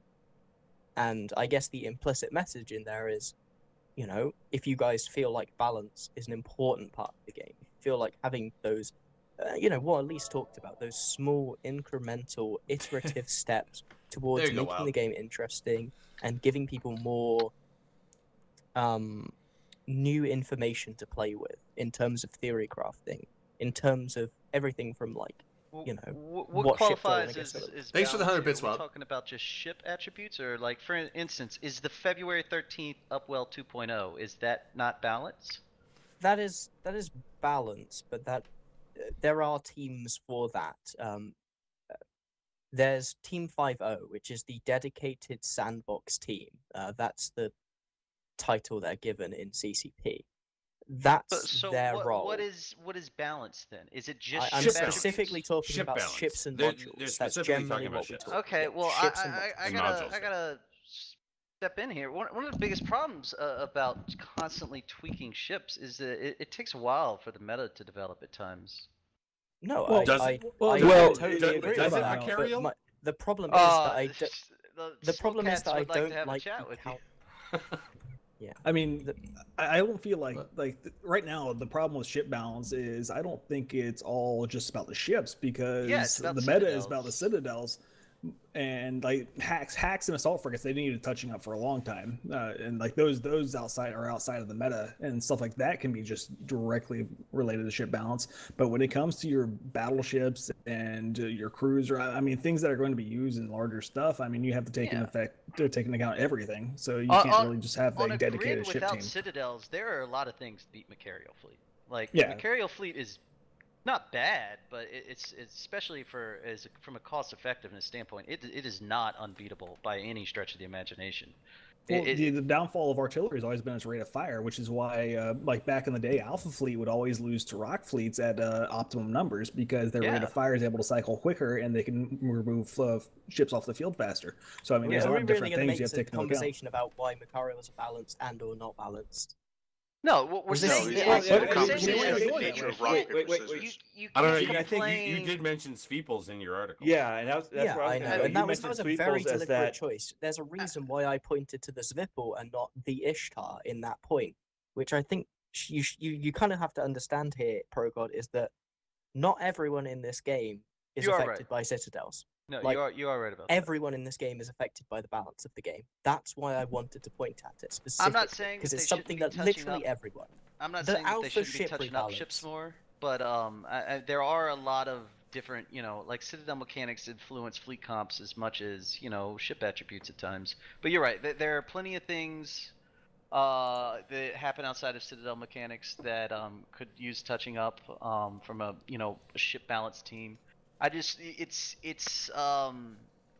important to remember, though, at the same time, you know, you don't go too hard in the other direction, and you're constantly tweaking ship attributes, you know, just because 1 month of, you know, some ship dominating, when it just takes some time for the counter But that to was develop. supposed to be, when you go back to what they announced about the dedicated balance team, right? That was supposed to be the thing that they were supposed to be avoiding. That it was not just going to be a, oh, look, you know what, guess what, we're just going to like keep ping-ponging back and forth, but we're going to keep an eye on these things in a much more dedicated way than what we were before, when we had to wait 16 or 18 months until people finally got so fucking fed up that we just tossed it to somebody and said, deal with this. And when they dealt with it, they unbalanced it in a different direction, or they unbalanced some other ship class. That You're right. We thought we were going to have a team that was responsible for making sure we didn't have that kind of rubber banding effect on balance.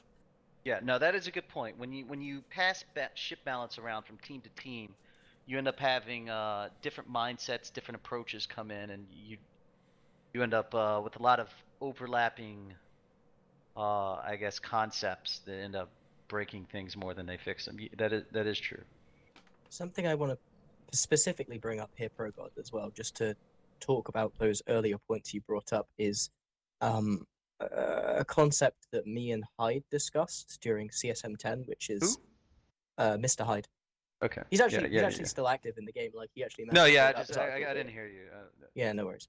And it's about the calcification of the meta. Like after a certain point, and you know this well, the subcap meta tends to become very stagnant because fucking theory crafters in EVE are really good, and you need to at that point give options for people to develop new tactics or new strategies. Otherwise, the game becomes unfun. The first 3 to 6 months of Ishtars being the most powerful ship in the game is entertaining.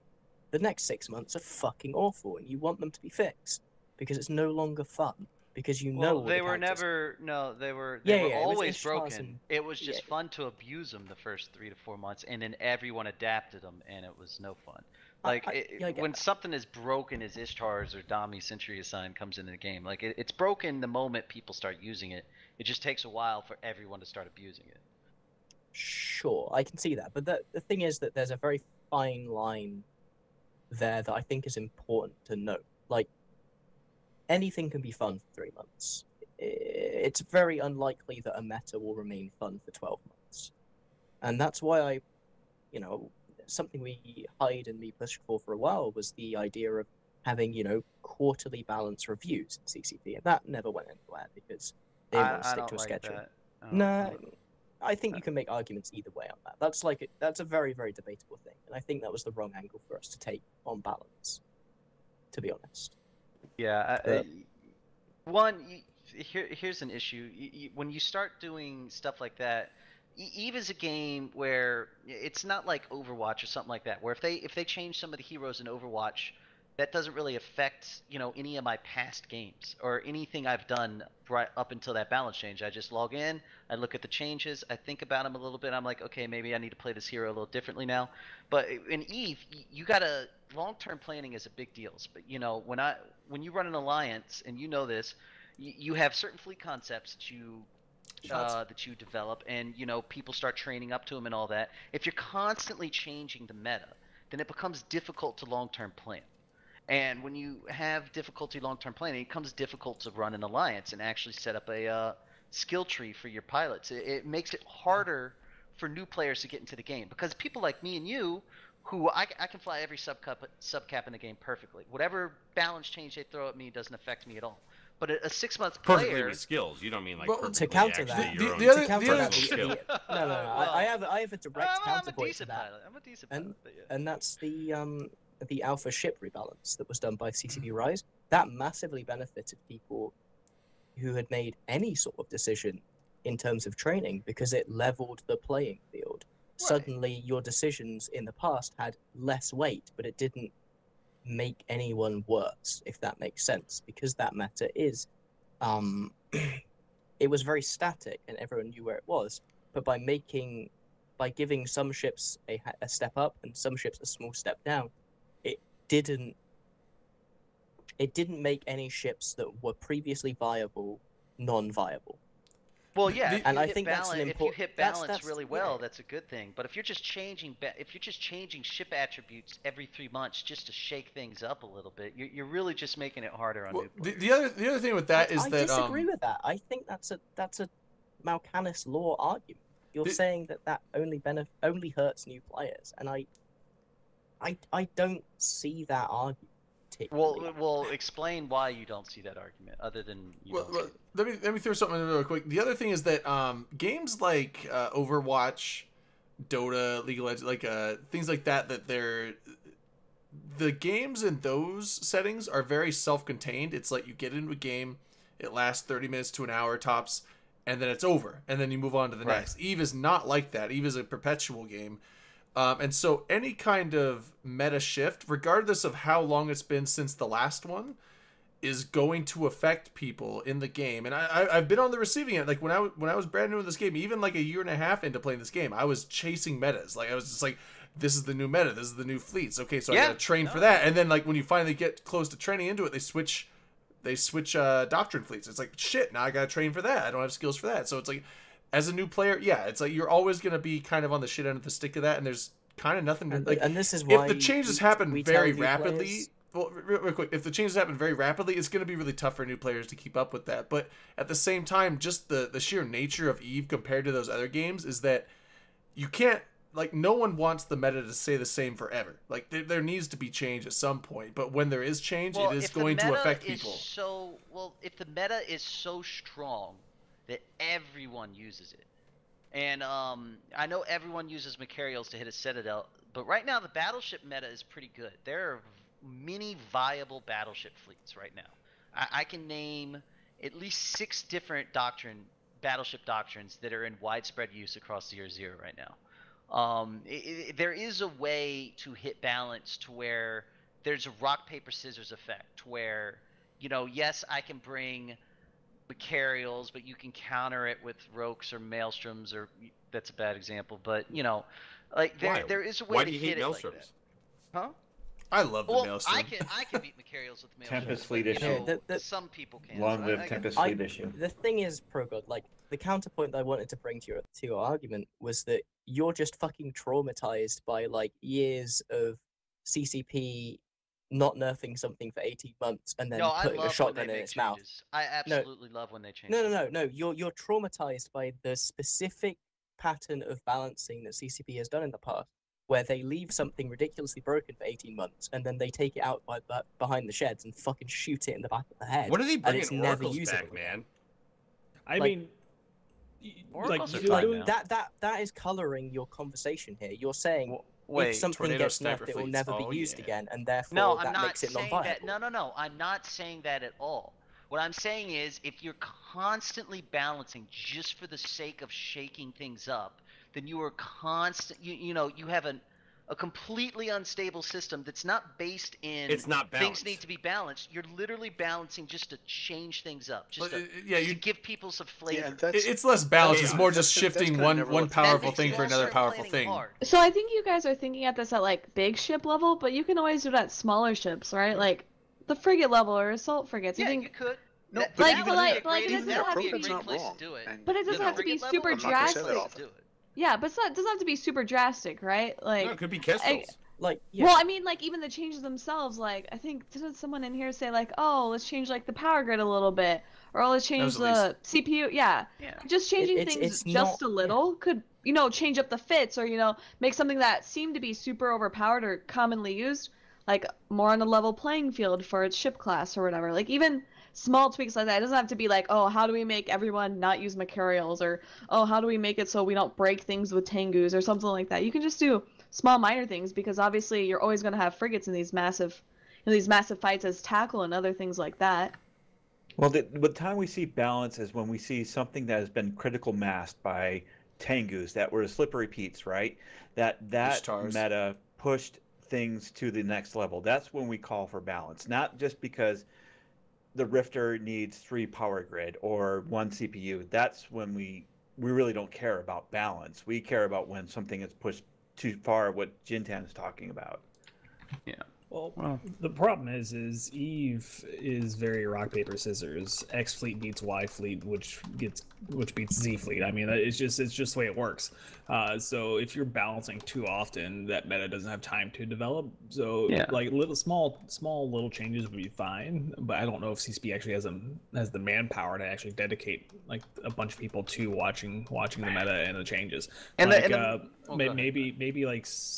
maybe one big change like every 6 to 12 months, but having a group of people on call when the meta does get out of hand, where they can like quickly try to push through changes, would be beneficial. I'm not even suggesting a team of people. I just want to respond to CCP Darwin out there. Sorry, I just want to respond to CCP Darwin, who was saying CCP Wonder Boy is a software engineer working on PvE features. The CCP Wonder Boy who came into our stream the other day, I do not believe was a legitimate CCP employee. I do not think so either, based on what was said. However, we've got 7 minutes here. And I believe me, we will come back to this conversation. I just want to make sure I get this in out there for people that are listening. We actually have a really super fucking lineup on INN this weekend, okay, as far as the talk shows go. Tonight, I'm going to tell you right now, I fucking love the people we had here. I did not even try and get a CCP dev to come on tonight because I really thought that we had actually really good players coming on to talk about the subjects that we were. But tomorrow on the Meta Show, the Matani's going to be hosting. He's got Asher, he's got Villy from Test, and he's got CCP Falcon. And then on Sunday, on Talking in Stations, we've got Pro God Legend coming back. We've got Kesia from Bastion coming in. We've got Killa B. We've got Avery from PL. And we have motherfucking CCP Fozzie. Oh, so I hope everybody can keep their shit together and like actually bring some really good conversations to these things. We actually have a really like this may be the strongest weekend in the history, the strongest week and weekend in the history of INN ever. So go ahead. Are you trying to circle jerk? I'm telling you right now, like I am hard up for fucking Sunday, man. Sunday's gonna be a good fucking day too. You should get every Lewis I think on this camera. whole weekend is phenomenal. Who's on the show with us again? Talking the Stations on Sunday is Pro God Legend, Kesia, the fleet commander from Bastion, Killa B from Northern Coalition, Avery from PL who wrote that thing that I totally fucking agree with out on Reddit, and Fozzie. Dirk, you need Pro God. When he said Pro God, that's you. You need Avery Lewis and you need Killa B all on camera. Yes, we will get. We will try and get as many good-looking people on camera as possible. And then you gotta ping Marsha so she knows. Oh shit, where's Marsha been? Marsha. I gotta She's been say, sick. She was but very anyways, sick. Go back to what you were saying. I just back. wanted to get that in because before people left and before we had to crash out of here at 11 o'clock, I wanted to be able to get that out there because there are some really fucking good talk shows coming up this weekend with people quite capable of talking about what it is that's going on out there right now. And there is quite a lot going on out there. This is a good time in EVE. Dark Wild says he'll be there too. He's gonna crash it. What you said earlier, ProGod, and I know what you were going on to. You're like, oh, Jin, why are you writing this article if you don't want a full dedicated balance team with like multiple people on it? I was actually going to ask you that. Yeah. You know what being on the CSM is like. Sometimes there is information driving your decisions that you can't share with the public. So I'll just lay out my semi-ideal end goal that I think is relatively realistic from any sort of discussion of balance in the community, and that's CCP Rise gets to spend maybe a day a week on balance, because right now he can't do that. Rise is a good man, by the way, and a good dude. Yeah, he's a great dude. I fucking love Rise. He's fun to agree with. But I get it. Yeah, I see what you're saying. They should spend more attention on it. And I don't disagree with you there. I just the prime example I always use is slow cats. The game mechanics for slow cats always existed, but it took people. I mean, they did not actually become a fleet doctrine until like 2012. It just took people that someone thought of it one day, and they're like, "Holy shit, we can actually do this!" Armor hacks that are was another also good about example. the time that people actually started I feel like slow cats. Whimsical, I feel 1,000 like bits. slow cats are almost more Thanks, of Wim. a Dirk's boy. industrial and SP thing, though. Like, people's alliances and coalitions had to advance to the level where they were able to use slow cats and slow cat-esque tactics. No, it didn't. Before Armor slow hacks cats is could be another valid. good example. The game mechanics for Armor armor hacks hacks existed for 3 to 4 years before Raybutts from PL started, and actually it was. I think it was HOC Imperium. Corp. Wasn't Imperium that started running that first? No, it was PL definitely started running it on PL a had fleet the level Zealot first. fleet. But there was Actually, there was a Russian actual rolling armor corp. hacks or Proteus armor hacks? No, like the actual. No, original the actual Zealots. armor Okay. hack. I fucking speaking love of ship Zealots. balance and like fucking meta, like the fucking Tech 3 armor hack meta was so fucking AIDS. Like it's probably was. It was freaking that terrible. meta was the only thing I would call worse than the current meta. I do love the constant PL posting. I don't know, How Ishtar's T3 should online never was have been pretty bad, nerfed. too. That like really makes my day. Ishtar's were amazing. Yeah, that PvE. meta Stars though, were it was like, boring. let's let's take the SIG of the things that beat battleships and then give it battleship tank. I honestly think that the Ishtar Dami drone assign meta was probably the most boring thing I've ever played in this. And I played this game. It was super funny though, and that was easily the most boring meta. Was to like the drone bunny and like something was on top. Yeah, it's like if you're controlling the drones, you're playing the F1 pilot. If you're not controlling the drones, you are right-click assign drones. Go do something for an hour. Okay, but in all fairness, that was during the days of the in-game browser, so it wasn't that bad. Jesus, Dirk, way to pick the worst picture of him. Jesus Christ. I gotta look at this now. Dude, I will say this. In that interview with Croatian Broadcasting or whoever it was, you kept looking off to the side like there was a guy holding a gun to your head. No, it was the Telecaster. At. Like, there's nothing to look at. There's no like video. No, he kept looking off to the side like somebody had his that's just chokehold. That's gotta be his tick is all it is. That's just how I talk when I'm thinking. I look off. And look like up. Who took that picture? Because like that picture is like, did they legalize weed in Georgia? Too. Or no, Louisiana. Sorry, no, Laz is Georgia. Yeah. And somebody just sent that to me. I actually like found it funny. I think it was yesterday or the day before or whatever when I actually first saw it. But I thought, come on, everybody needed that because it was like that fight. Honestly, it was like, oh man, it was like. Actually, when you came up with your 1 million thing, I'm not sure we could have gotten there, dude. I think we could have lost everything in the system. And when you trace it back to what the value of Plex is now and all this kind of stuff, it doesn't actually get there. The Imperium now, Imperium value of Plex now. Imperium holding their Titan fleet back, cut out like 300-something thousand right there. So what do you mean? Well, no, what do you mean Imperium holding their Titan fleet back? Their Titan fleet was did there to like. It was possible to get to $1 million. It was like ready to jump in, but it wasn't on probable, but it was possible.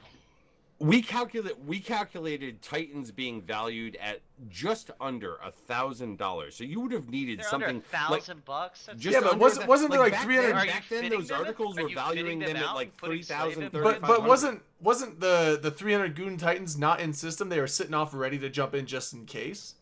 Yeah, all kinds of fucking Titans were sitting off, ready to jump in. Okay, so you're including the potential jump-ins then.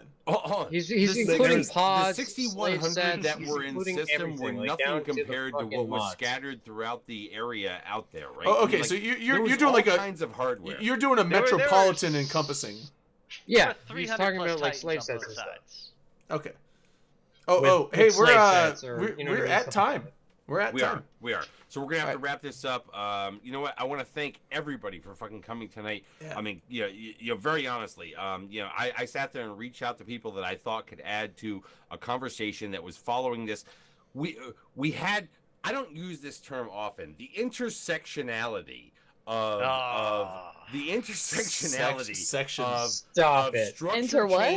of structure changes intersectionality and coalition warfare in EVE Online occurred this week, okay? And it raises a lot of really good questions. It raises a lot of really good, like, what the fuck is really the future of what's going on here, right? The people that we had here tonight were actually able to talk about that, and I am really grateful that they were willing to make the fucking time to come and talk. There were a number of other people I also would have loved to have had that were, from different, time zones that couldn't actually make it. But I am totally grateful for the people that came here tonight. I think it was a great show. I hope it was, informative for everybody out there. So, yeah, thanks guys for coming on. Thank you very much to you guys. Thank you all. To all the listeners. Man, this show sucked. Later, bitches. Later, damn. All right, yep. This is our last show. Laz just called it. Our show sucks. We're out of here. We will not be back ever. Thanks for the subs and resubs. I love you guys. All right. Shots for the road, and we're out. Later, bitches. Am I the one saying later, bitches? Later, bitches. People said it before you. Man. Drayden, come on. Beta liches. Okay, all right. Bye. Beta liches.